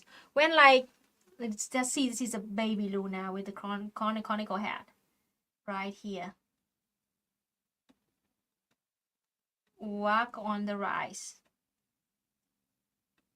like this. Okay, baby Luna here. When after we walking, we will leave a line, 2 line of rice. Here, that's the line of it. You know, like the because of your feet will create a line. And yeah, you need to do this like every 30 or 1 hour, depends on the weather. If it's like very sunny fucking hot day, you need to do it every 30 minutes, and I hate it. And here, usually you will make the line. Is the point of having the line like this is like it will make the rice be exposed to the sunlight more. And after 30 minutes, go out again and we do the opposite side, like we go this way. So totally you will have like a grit kind of looking rice way like this. And we need to do this like for at least 5 days. 5 freaking days. Depends on the amount of rice that you have. But with the about, let's see, I have a 4-piece. So like 1.2 ton. This is what I have to do it. 1.2 tons of rice. This is little Luna. Has every 30 fucking minutes go walk on the rice. It's itchy as fuck. But drag your feet onto the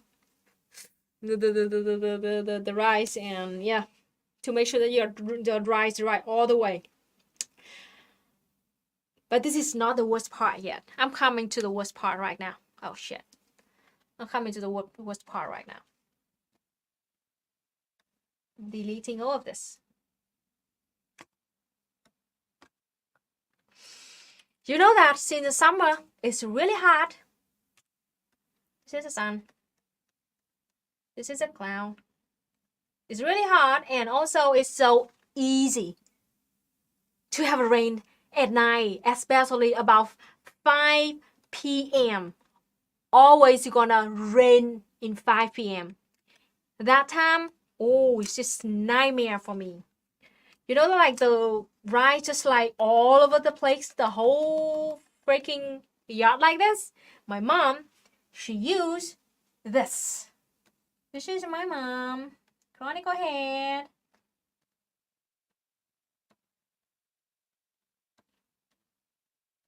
holding this thing. We call it like cái cào. It's like to grab. Like we need to do it real quick. Real quick. I'm drawing real quick now. This is the stick that she used. This stick with a piece of wood. In the end, she will grab all the rice here to make them a pile. We need to do it quick because like the cloud is coming. The cloud is coming and the rain is gonna be in like 15 minutes. So quick, right? She uses this kind of wooden kind of stick with this weird plate like this, and then grab the rice, and there's gonna be some rice left here.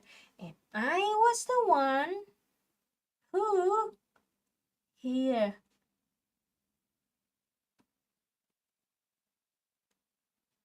holding. I held what do you call it? A broom. Yes, I hate it. Short broom to like sweep the rice. To sweep the rice, we are like racing with the clowns. Actually, sweep the rice along with my mom, and the final result is that like we have a whole pile of rice. Delete this. I will draw you a whole pile of rice. All right. This is it. A whole pile of rice. Right here. Rice. And now there's no sun anymore. Nah.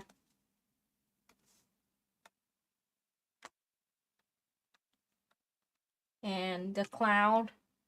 And it's raining. This is horrible, but it's actually raining. Yes. And what did we do? We used a big tarp, huge tarp, to cover all the rice together. This is the big tarp right here. Tarp. And here's the rain. And yep, it sucks. Like usually the rice under it would get wet, but well, we can't do anything. It's 1.2 ton of rice and just me and my mom, so we cannot just bring them in and out as we want. That's the best we can do. After the rain, usually the next morning, we open the tarp and then do everything again.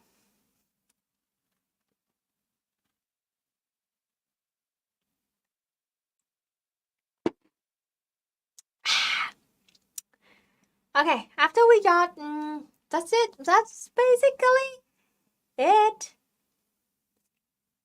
Another thing is that like usually I want about like the percentage of having a rice from raw rice about 60%. So from 1.2 tons of raw rice,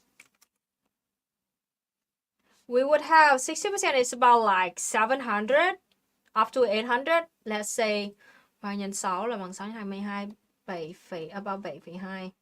About 720 kilograms of fine rice.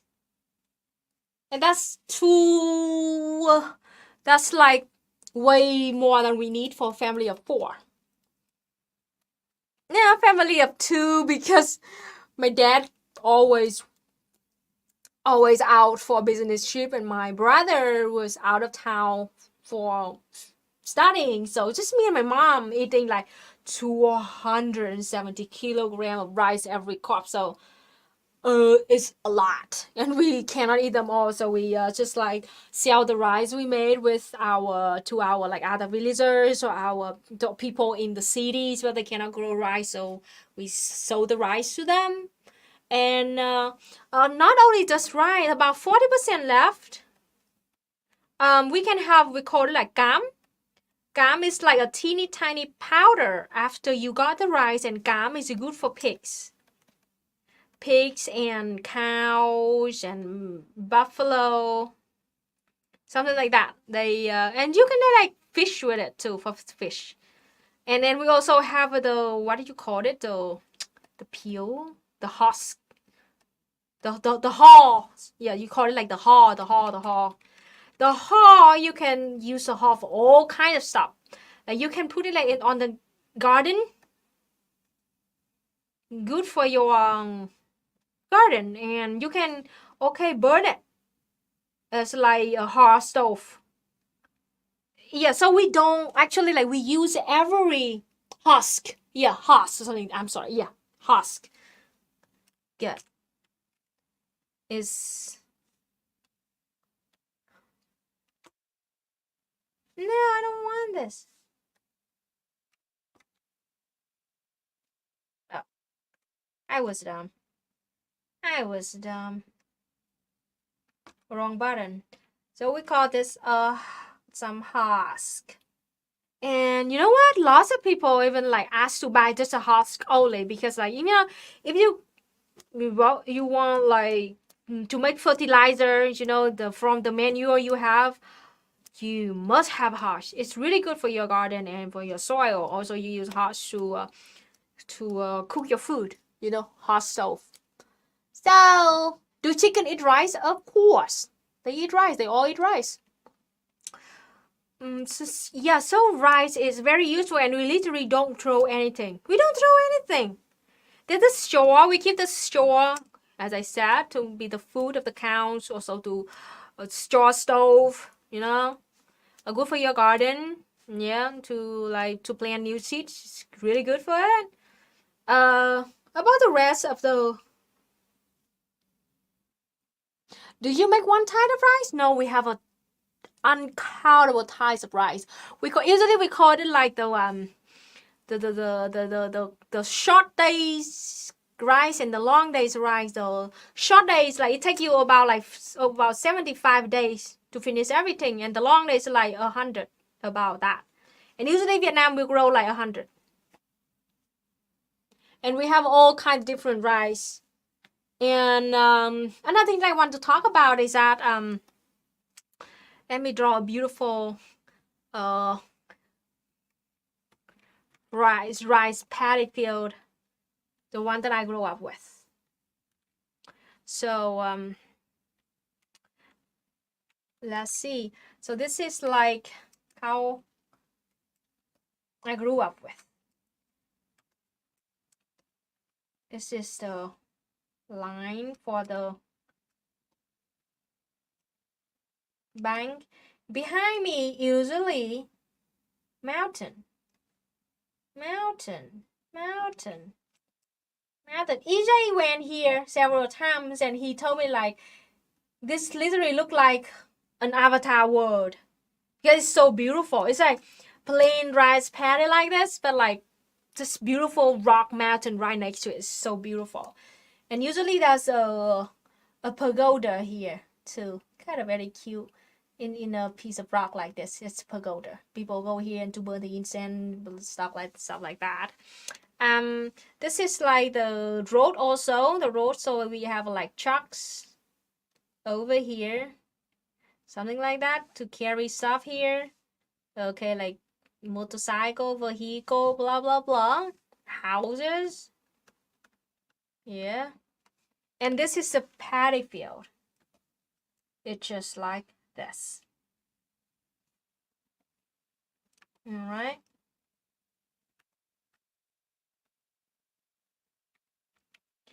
The bank made by like mud, and people change it all the time, so it's not permanent at all.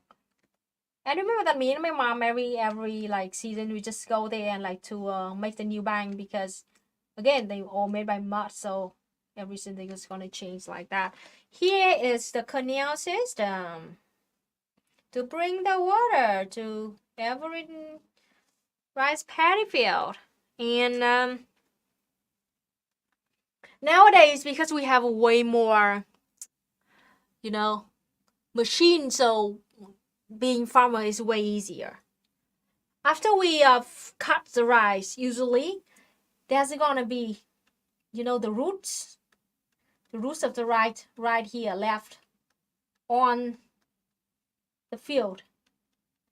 And this is the time where like cows cows, they go and they eat because we still leave the roots here. So yeah, the new rice will also grow kind of small. Nobody cares, but like it's good food for cows and fishes and also shrimps living under here. So usually there's gonna be cow.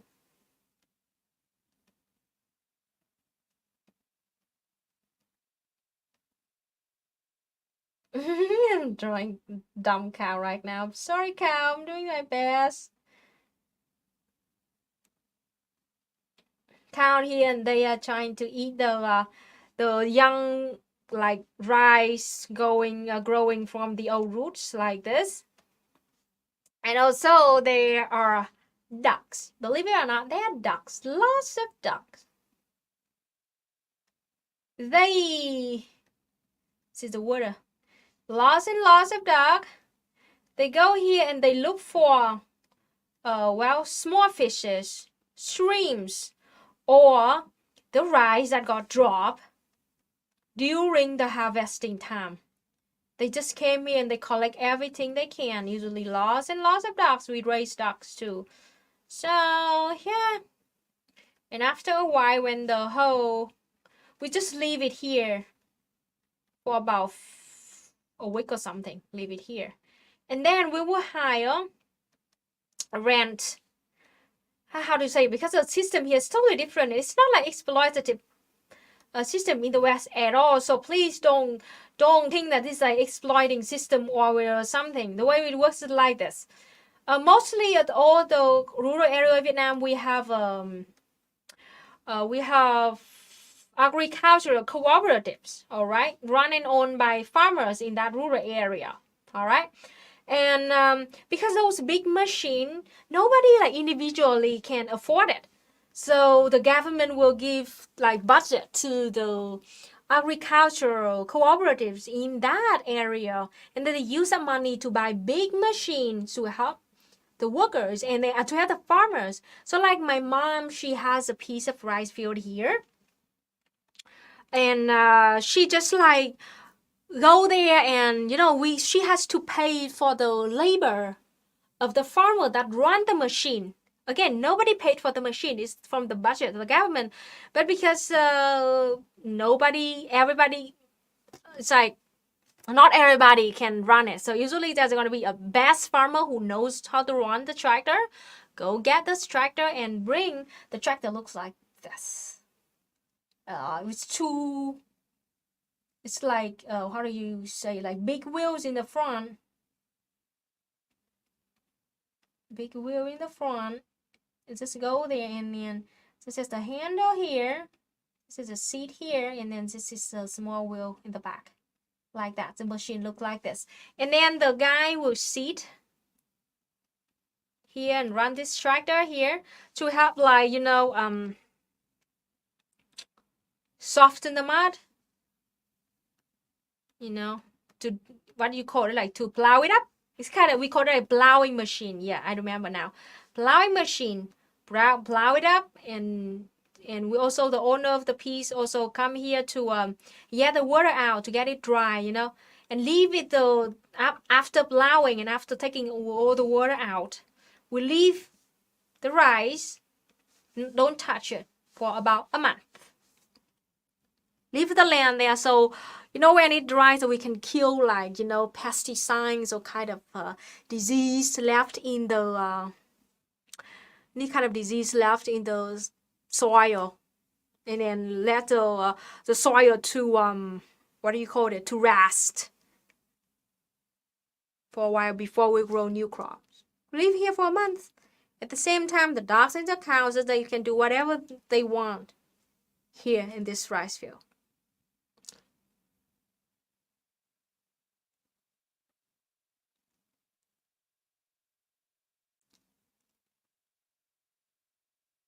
I'm checking the chat right now.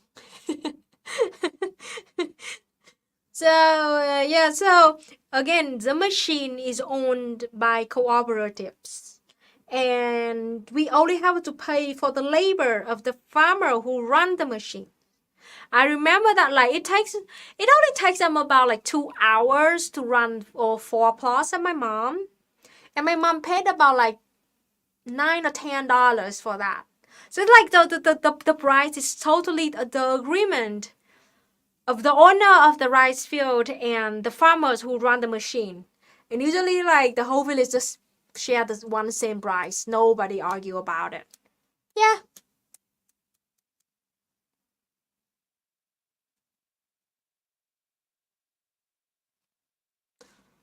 I think that's it.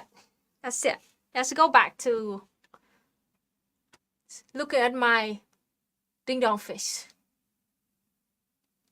Yeah, this is me, Luna. I hope that you have some basic understanding of growing rice right now. It's not easy. It is anything like in the north we have 2 crops.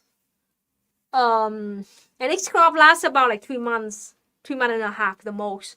So technically we only actually like growing rice in our rice field for about like 6 to 7 months the most a year. So the rest 5 months we just like leave them there alone, or we can grow like in the winter, for 3 or 4 months in the winter we cannot grow rice.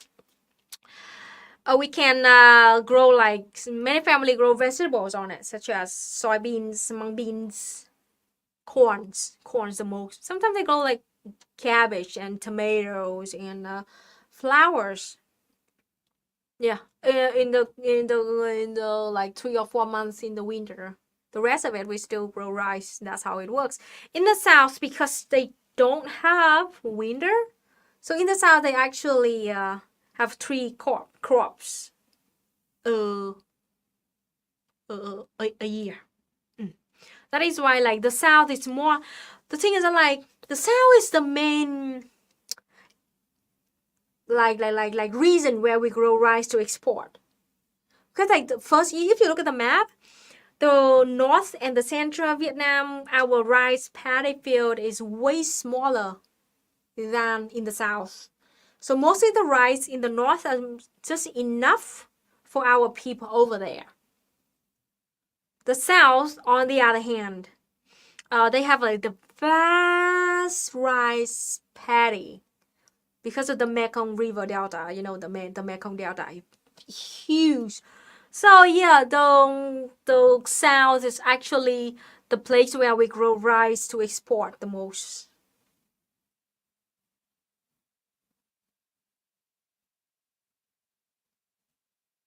Talking about Kerala, yeah, in India, India also very famous for having a strong agriculture system, and the things going things been going on like very well about the farmer protests in India. I hope that things will turn well soon. Thank you, the Japan communists. Do the farmers do a lot of composting as well? Composting? What does composting mean? I have to Google it. I'm sorry. This is not my... Oh yeah, composting. Yeah, we do. Let's talk about it. I was the one who did it. Hate it. So usually we raise like ducks and chickens in our garden and our pond. My aunt, she raised pigs and cows. So the thing is that like, god damn it, before every planting season, me and my mom, because yeah, we had like chickens and dogs, but their dungs absolutely was not enough for our all 4 plots of rice. So we usually, can you believe it? We went to other villagers' house and asked for dung. We literally went and asked for dung from our aunts and villagers. They just usually just gave it us for free. We didn't have to buy anything, but like, because I hated it. So like, I remember like one time I had to dig up the dung and the dirt under the chicken house, put them all in a big bag, brought that to the rice field. On the next day, we went to our aunt's house, dig up 20 huge, as huge as this, 20 huge bag full of pig dung. Smell really bad. And brought that to the rice field. Another time, me and my mom went to another house in the village where they grow, they raise cows. Carry up to 20 bags of cow poop with my dad too. It's too heavy. It's too heavy. Told me I cannot do it alone. So my dad came over that day and have us bring those huge like bags of dung to the rice field. And you know what? After bringing them all to the bank next to the rice field, me and my mom was the one. Of course, we all loved it. It was so. Ugh. Can you believe that we have to drag those bags one by one onto the rice field and then use our hands, of course with gloves, grab those dung and then throw them all over the rice field. It was horrible. It was horrible. The thing is, like, we don't first. The reason why we don't use the chemical kind of fertilizer a lot, because it's not good for our land. Use too much like chemical fertilizer. It's really bad for your soil, for your mud. And second, it costs money. We have to buy those. So of course, even though we have a special discount from the cooperatives, but still cost some money. And we just like go and ask for dung for free. So we was like, let's go grab those for free and bring it there.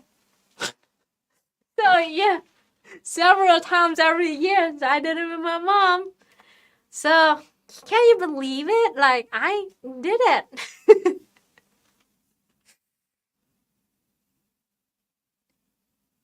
But so but remember this: we don't take fresh dung to the rice field.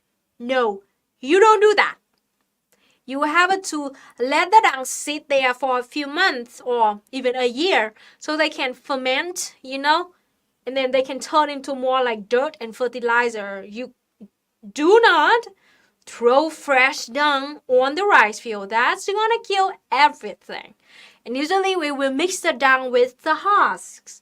You mix the dung with like the straws, you know, to like, again, to have to so they can ferment.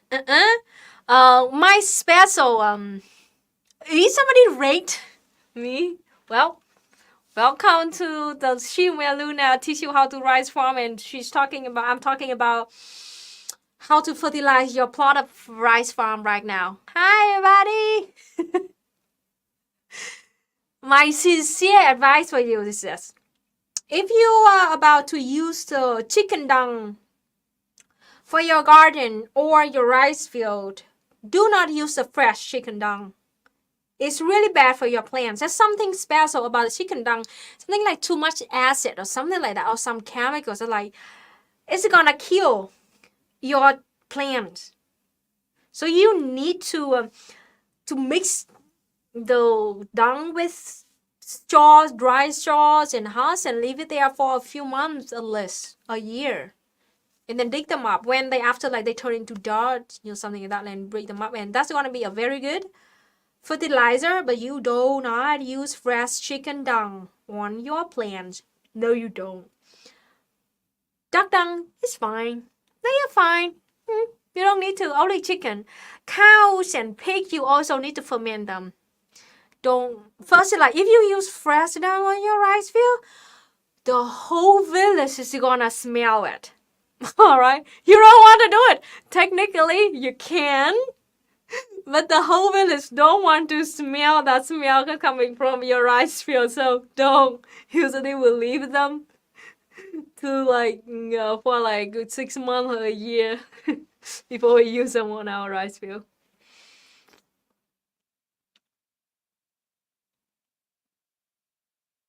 Oh my god.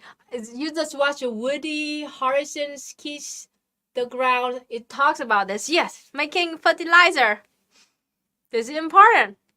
We also like we have a pond. My family we have a pond, and usually like once or twice a year my dad would like dive in the pond with the 2 shovel, and then he usually walk up with the 2 shovel full of full of mud from the pond, and that was so good for the garden. That is one of the best fertilizer for the garden. It is the mud that you got from your pond. Doing this would gonna be good for first for your pond, because like after time the mud is gonna fill up, and it will make your pond like shallow, and then it's not really good for the fish. So eventually you will have to make it deeper by bring the mud out of your pond. And also that mud is so good for your plants. That like our whole like my mom's and my dad's garden right now, we never even had to use any chemical fertilizers or any other stuff like that. Just use the mud from the pond from my family, like that. And it was a hard work, I have to say. Like my dad is like, it took him like a whole day to just constantly to go to the pond, dive in, and then swim back with 2 huge like bucket of mud. But yeah, that's why the vegetable in our parents' house like grow so well without having any actual fertilizer, because we just use the mud for the fertilizer.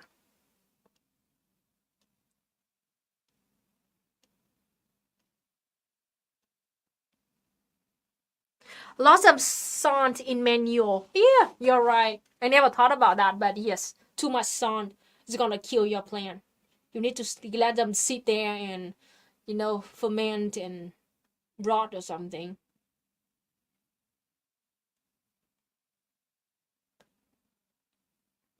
Checking the chat right now. What are you talking about?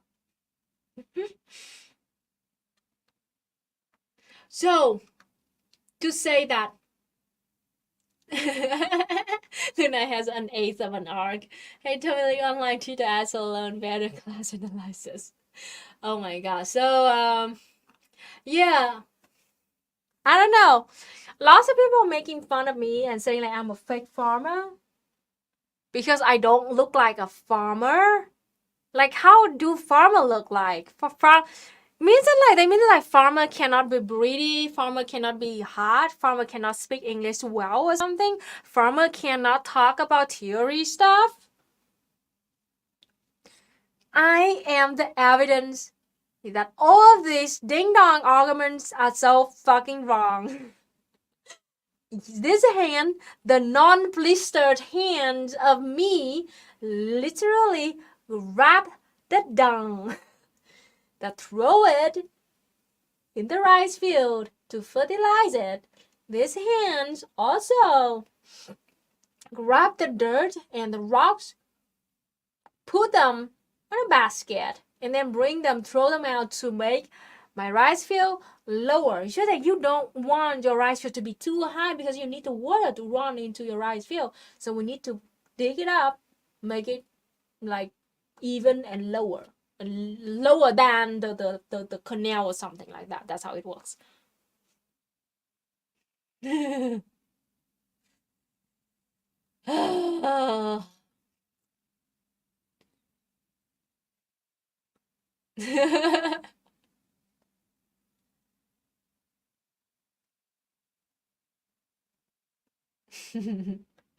thing is that like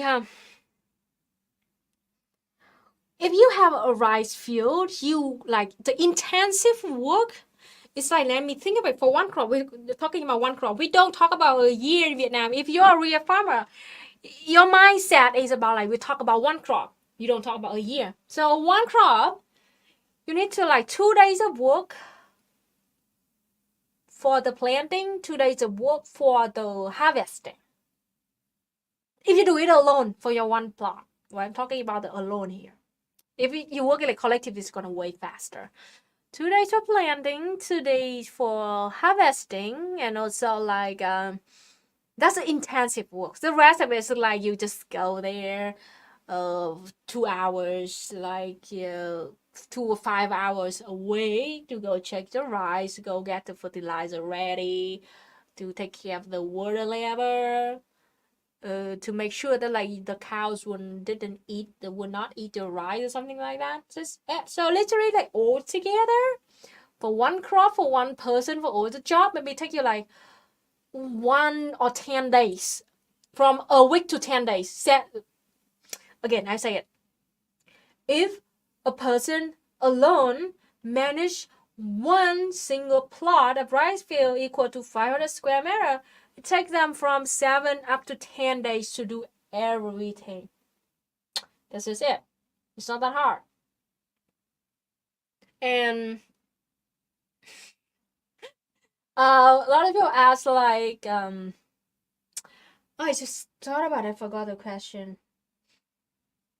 Oh, a lot of people ask like, how did I learn to grow rice? Do people teach me to grow rice in school?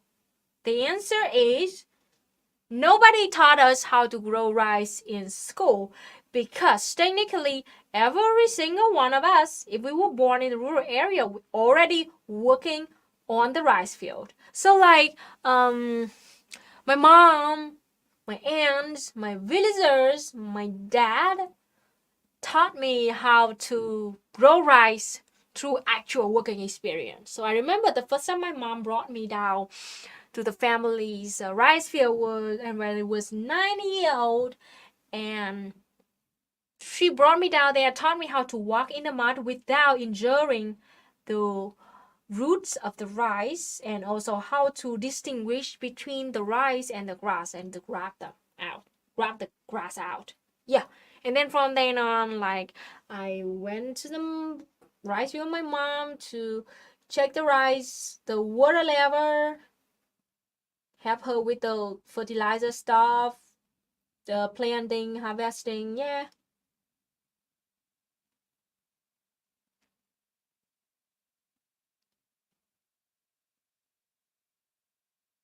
I think that like our system is very different from the system in the West, imperialist country, because we don't work on it individually. No, we don't work like that. We work like collectively for 1,000 years. Actually, you know what? In the north, we have our what do you call it? Our rice paddy culture civilization started like thousands of years ago. We started growing rice like thousands of years ago. And the South kind of really new. You know, like the South, it used to be an empty kind of Mekong Delta. And Vietnamese, when we came from the north, down we went down south, and we brought our understanding, our experience of growing rice to the south. So if we really talking about the rice agricultural system, agricultural history of Vietnam, it's only about 300 years in the south, around that, when people like started going to south and start like their new home there. But in the north, we've been doing this for thousands of years, and Vietnam is so good at growing rice that we are one of the top countries in the world at exporting rice, after like India or something. India is like the biggest, the huge champion of rice exporting, because they're so huge, they have a lot of farmland. But Vietnam, if you look at our map, we just have like way smaller kind of farming area compared to India, but we're just like after them, because of our thousands of years of experience, we really are one of the best of growing rice, and we know exactly what to do and how to have the best crops out of it. It's crazy that like for a small teeny tiny like 500 square meter of rice, we can have up to like 300 kilogram of rice, raw rice. that is incredible. That is why, like, you know, when we talk about the relationship between Vietnam and Cuba and Venezuela too, we Vietnamese farmer went to Cuba and Venezuela and literally like taught them how to grow rice with our technique and our experience. That's how our solidarity works. So we not just like sell rice to them with like cheap rice, special discount, or just give them rice for free. We also gave our comrades the technique to grow rice. The technique from literally like one of the best country in the world at growing rice. And we do hope that in the next few years, Cuba can secure their domestic demand about rice, and they will depend less on importing like food from outside. Having like food security is very important to a country, and we are like you can talk shit or whatever you want about Vietnam, I don't care, but talking about like Vietnam just got out of the war with the USA like 45 years ago. We literally were bombed to the Stone Age. The huge amount of the land in Vietnam is contaminated by toxin and Agent Orange, and we can't even grow anything on it today. We spent 10 years fighting Pol Pot. We were under severe US sanction all the way until 2006. All right? But today, in 2021, Vietnam, we can totally confident to say that we have a food security in Vietnam.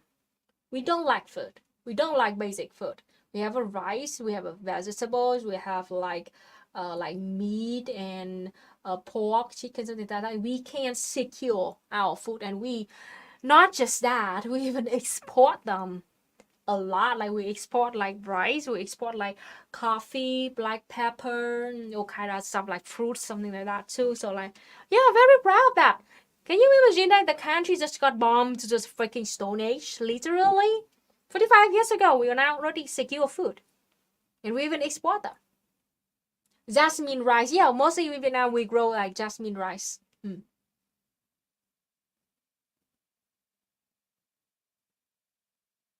Oh, really? Melodic 7? Your uncle served in the Vietnam War and died from Agent Orange. Yeah, it's a tragedy. It is a tragedy that your great uncle, yeah. Yeah, even to this day, the fourth generations already, and we still have children being born with birth defect from Agent Orange. So it is a huge issue in Vietnam, because we, after the war, we had to secure food for our own people, and then we also had to take care of the veterans, take care of the injured people, take care of the victim of Agent Orange and poor people too. So it's a huge, it's a huge burden for Vietnamese national budget to take care of millions of people like that in the material conditions that we already very poor. It's hard. I have to say that it's hard. To be Vietnam today is not easy. We made a lot of mistakes. We also had a lot of achievements. That is why I have on my channel. It's to bring you the most authentic possible, the view about Vietnam, the view about our country, the thing that we did wrong and the thing that we did right, and how we are today. So yes, there are still many problems left in Vietnam, such as bureaucracy, corruption, pollution, lots of stuff like that. But also I want you to look at from many perspectives, such as achievement that we had.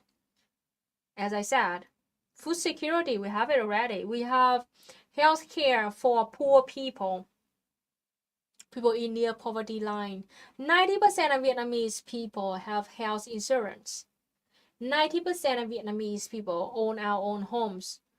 Lots of people saying like when they heard that like 90% of Vietnamese people own our own homes, so they're like, oh, what about 10%? So like, you see those people, instead of like instead at least like respect Vietnam for like fucking 90% of Vietnamese people have our own homes compared to what the USA and South Korea, about 65 of you own your own home with huge mortgage. All right, those people, because they just want to dunk on us whatever they can and however they can whenever they can. Instead of focusing on that 90%, they say, oh, what about 10%? Oh, so like 10% of your people are homeless? I know, you dumbass. Cannot even believe it. I am one of the 10% who don't own our own homes, but am I homeless? The system here is totally different, and you cannot just sit there comfortably in your armchair. Don't investigate. There's the point that I made from the starting of this live stream. No investigation, no right to fucking speak. Alright? Shut the fuck up. Try to learn more before you open your mouth, or if you don't know better, just don't say anything. You don't need to insert your opinion here. Because like, it's a poor opinion, poor understanding. We don't need it. It doesn't help anybody. Fidel Marxism, do they really say that? They did say that. I'm not even lying. It happened about a few months ago on Twitter. Literally. A few months ago, like long time ago, when they said like, when they talk, when they like whine about like how Vietnam is so poor, Vietnam is so this, Vietnam is so that, Vietnam is so suck, something like that. I said like, hey dude, check this like article out. 90% of Vietnamese people own our own homes. The same dude said, oh, what about the other 10%? Can't even believe it. Can't even believe it. Jeez, yes, of course, we do have 10% of Vietnamese people just as do not own our own home. But that is the thing that we want to address. And our final goal is to have a home for everybody. Our final goal is to turn the 10% into 0%. Alright? So that those people, even though we talk about poverty in Vietnam, the extreme poverty in Vietnam is now like 2.75% only. Can you believe it? The country, as I just said, poor developing country. Just got out of the war 45 years ago. Just the last embargo was just lifted 15 years ago. 15 years ago. And now we only have a 2.75% of extreme poverty in Vietnam. And we even are confident enough to say that by 2025, we will eliminate extreme poverty. And after that, we will deal with poverty and the near poverty line in people. Has your government ever addressed that? Like how many extreme poverty percentage and how they're gonna eliminate them in the future? Or people, literally just a few weeks ago when I pointed this out, some dude in the USA, like, no, the USA right now is all about opportunity, you know? Well, those poor people, like, they just didn't take their opportunity. They trying to blame the poor people for their living conditions right now in the USA. It's disgusting.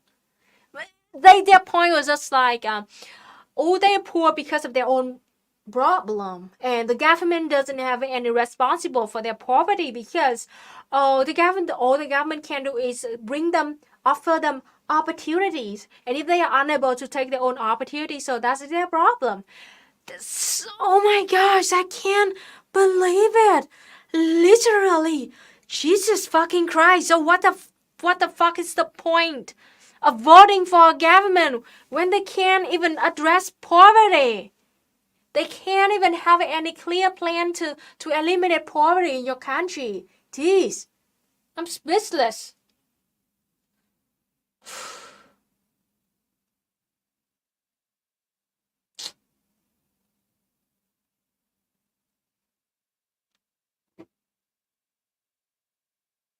What will Vietnam be like in 2040? Our official goal is like by 2045 we will be a developed country with like we will like improve a lot of our infrastructures and our transport system, such as like the speed train, the high-speed trains all over the country, and rebuild all kind of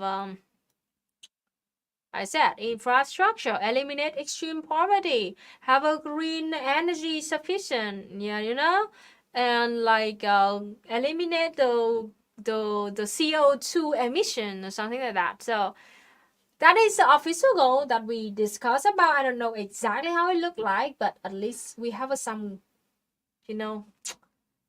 wraps of it.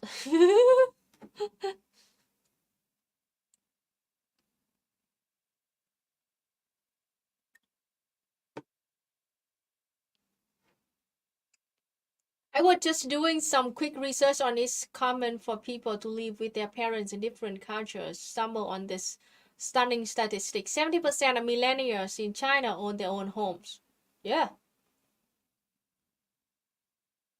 70% of them own their own homes. It's about 90% in Vietnam. Can you believe it? 90%. The same statistic with like in Cuba. And 100% in North Korea.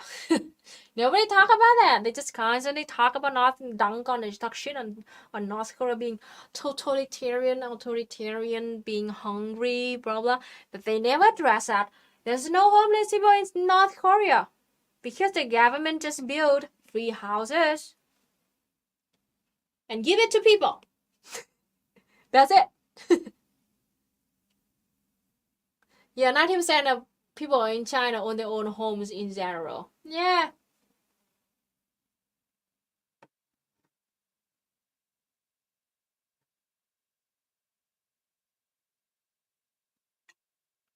So the thing is that we need to have a comprehensive and historical viewpoint whenever we want to approach any kind of problem. For example, when you want to learn about Vietnam, first you need to learn comprehensive viewpoint. Means that, okay, you know about what we are bad at, right? I don't even need to tell you what they are because just go on BBC and for foreign policy and Freedom House and writers to read them, yeah. But comprehensive viewpoint. So after reading all of those shitty arguments against Vietnam, now you need to go and research what the good things that Vietnam did, such as I said, 90% of Vietnamese people own our own homes. 90% of Vietnamese people have a house insurance. We're gonna eliminate extreme poverty in the next 3 years. So, and all kind of stuff like that. We have Vietnam. We have a food security. We have apply stabilization programs. We have anti-imperialist policies fighting against the imperialism and big corporations. Mostly all of the working places in Vietnam are unionized, or by the law they all should be unionized, or else they would be severely punished by the government. The fact that the unions in Vietnam is already very strong, the election system in Vietnam, something like that. So okay, you must have a comprehensive understanding like that before you can have any conclusion about Vietnam.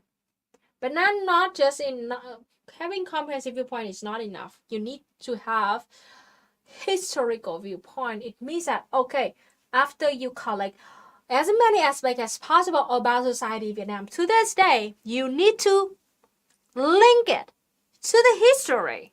All right? You need to go back in time to chase back the history to see, all right, Vietnam is like this now today.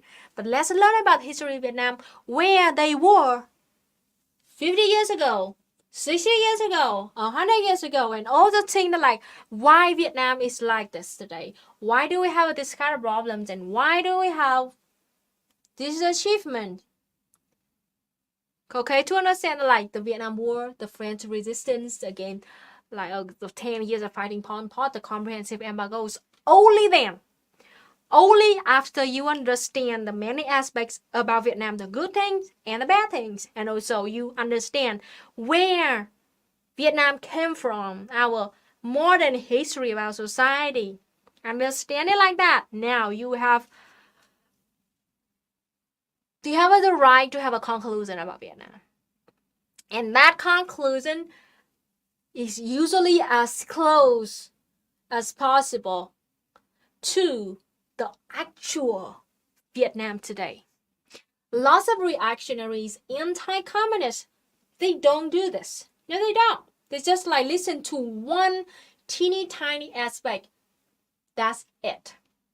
They don't seek for other aspects. They don't seek for historical materialism. Like, so now you can see that, like, I hope that we all can see that, like, how shallow they are. How shallow their understanding about Vietnam, but they are so ignorant. They act like they know the best. Again, we say like those people, they are like the frog living in a well. Seeing all they can see is their little teeny tiny world. The sky is as big as a plate up there, and they are so arrogant that they think they are the king, they are the god of this world, they know everything. Without the internet, those people forever live there in their own fucking well and never know better. But today, with the internet, they still see it in their well, but they have a connection to work with people living in a different well. And when people from different well, like me, trying to show like, hey, this is my well, maybe you should like take a look at it and then compare to your well. And those those people, because they don't know nothing about this, all they know about us is through like shitty media lies. They straight up dismiss our own perspective, our own explanation, dismiss to actual like really go there to the different well, understand they don't, and they just like see their shit on us. Very tired. I admit that. I also living in this well. I have my own well. Yes, that is why I don't just go there and talk out of my ass. When I don't know about something, I say like, hey, I don't know enough about this. Do you have any links or sources that I can use? And when people ask me question, hey, Luna, what did you think about this? Like, hey, I don't know about this, so I can't answer you now. Maybe give me some time. All right? It's just that easy. If you don't know about something, say that you don't know and move on. And if you have time, go investigate, learn more, and then have idea about it. So like I don't just go there and pretend that I know like everything and just talk out my ass. Because like people with actual knowledge, it's just so easy for them to just like shit on me to point out my flaws. Because like, yeah, I don't know nothing. So,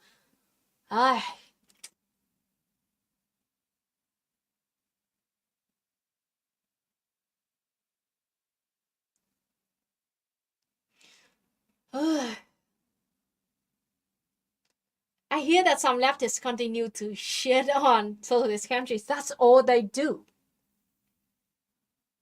That's all they do. They don't organize. They don't do anything in real life to help. They don't. Because they are so hopeless. They're so helpless. They're so useless.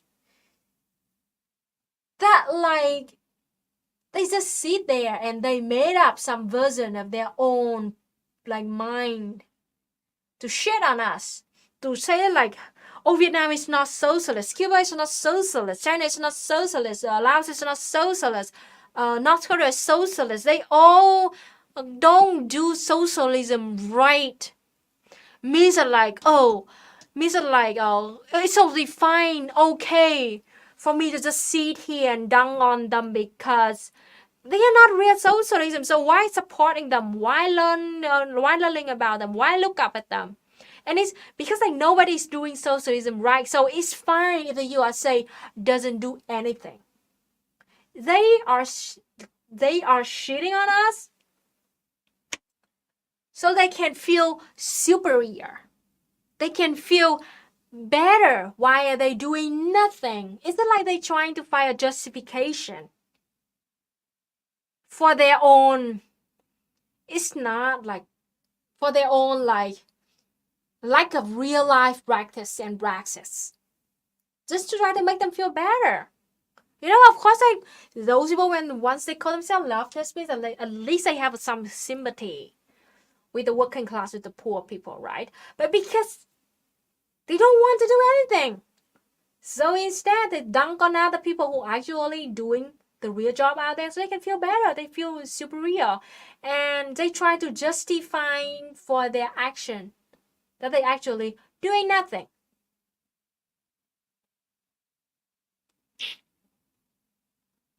Yeah, those are not leftists. Those are liberals who want health care.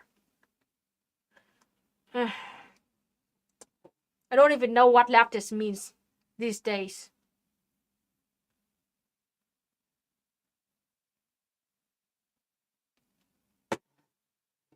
Ugh. We are way over time and I need to grab some food. Thank you so much, everybody, for being here with me and listen to me whining about the USian leftist, quote unquote, aka libs who want healthcare. See you next week.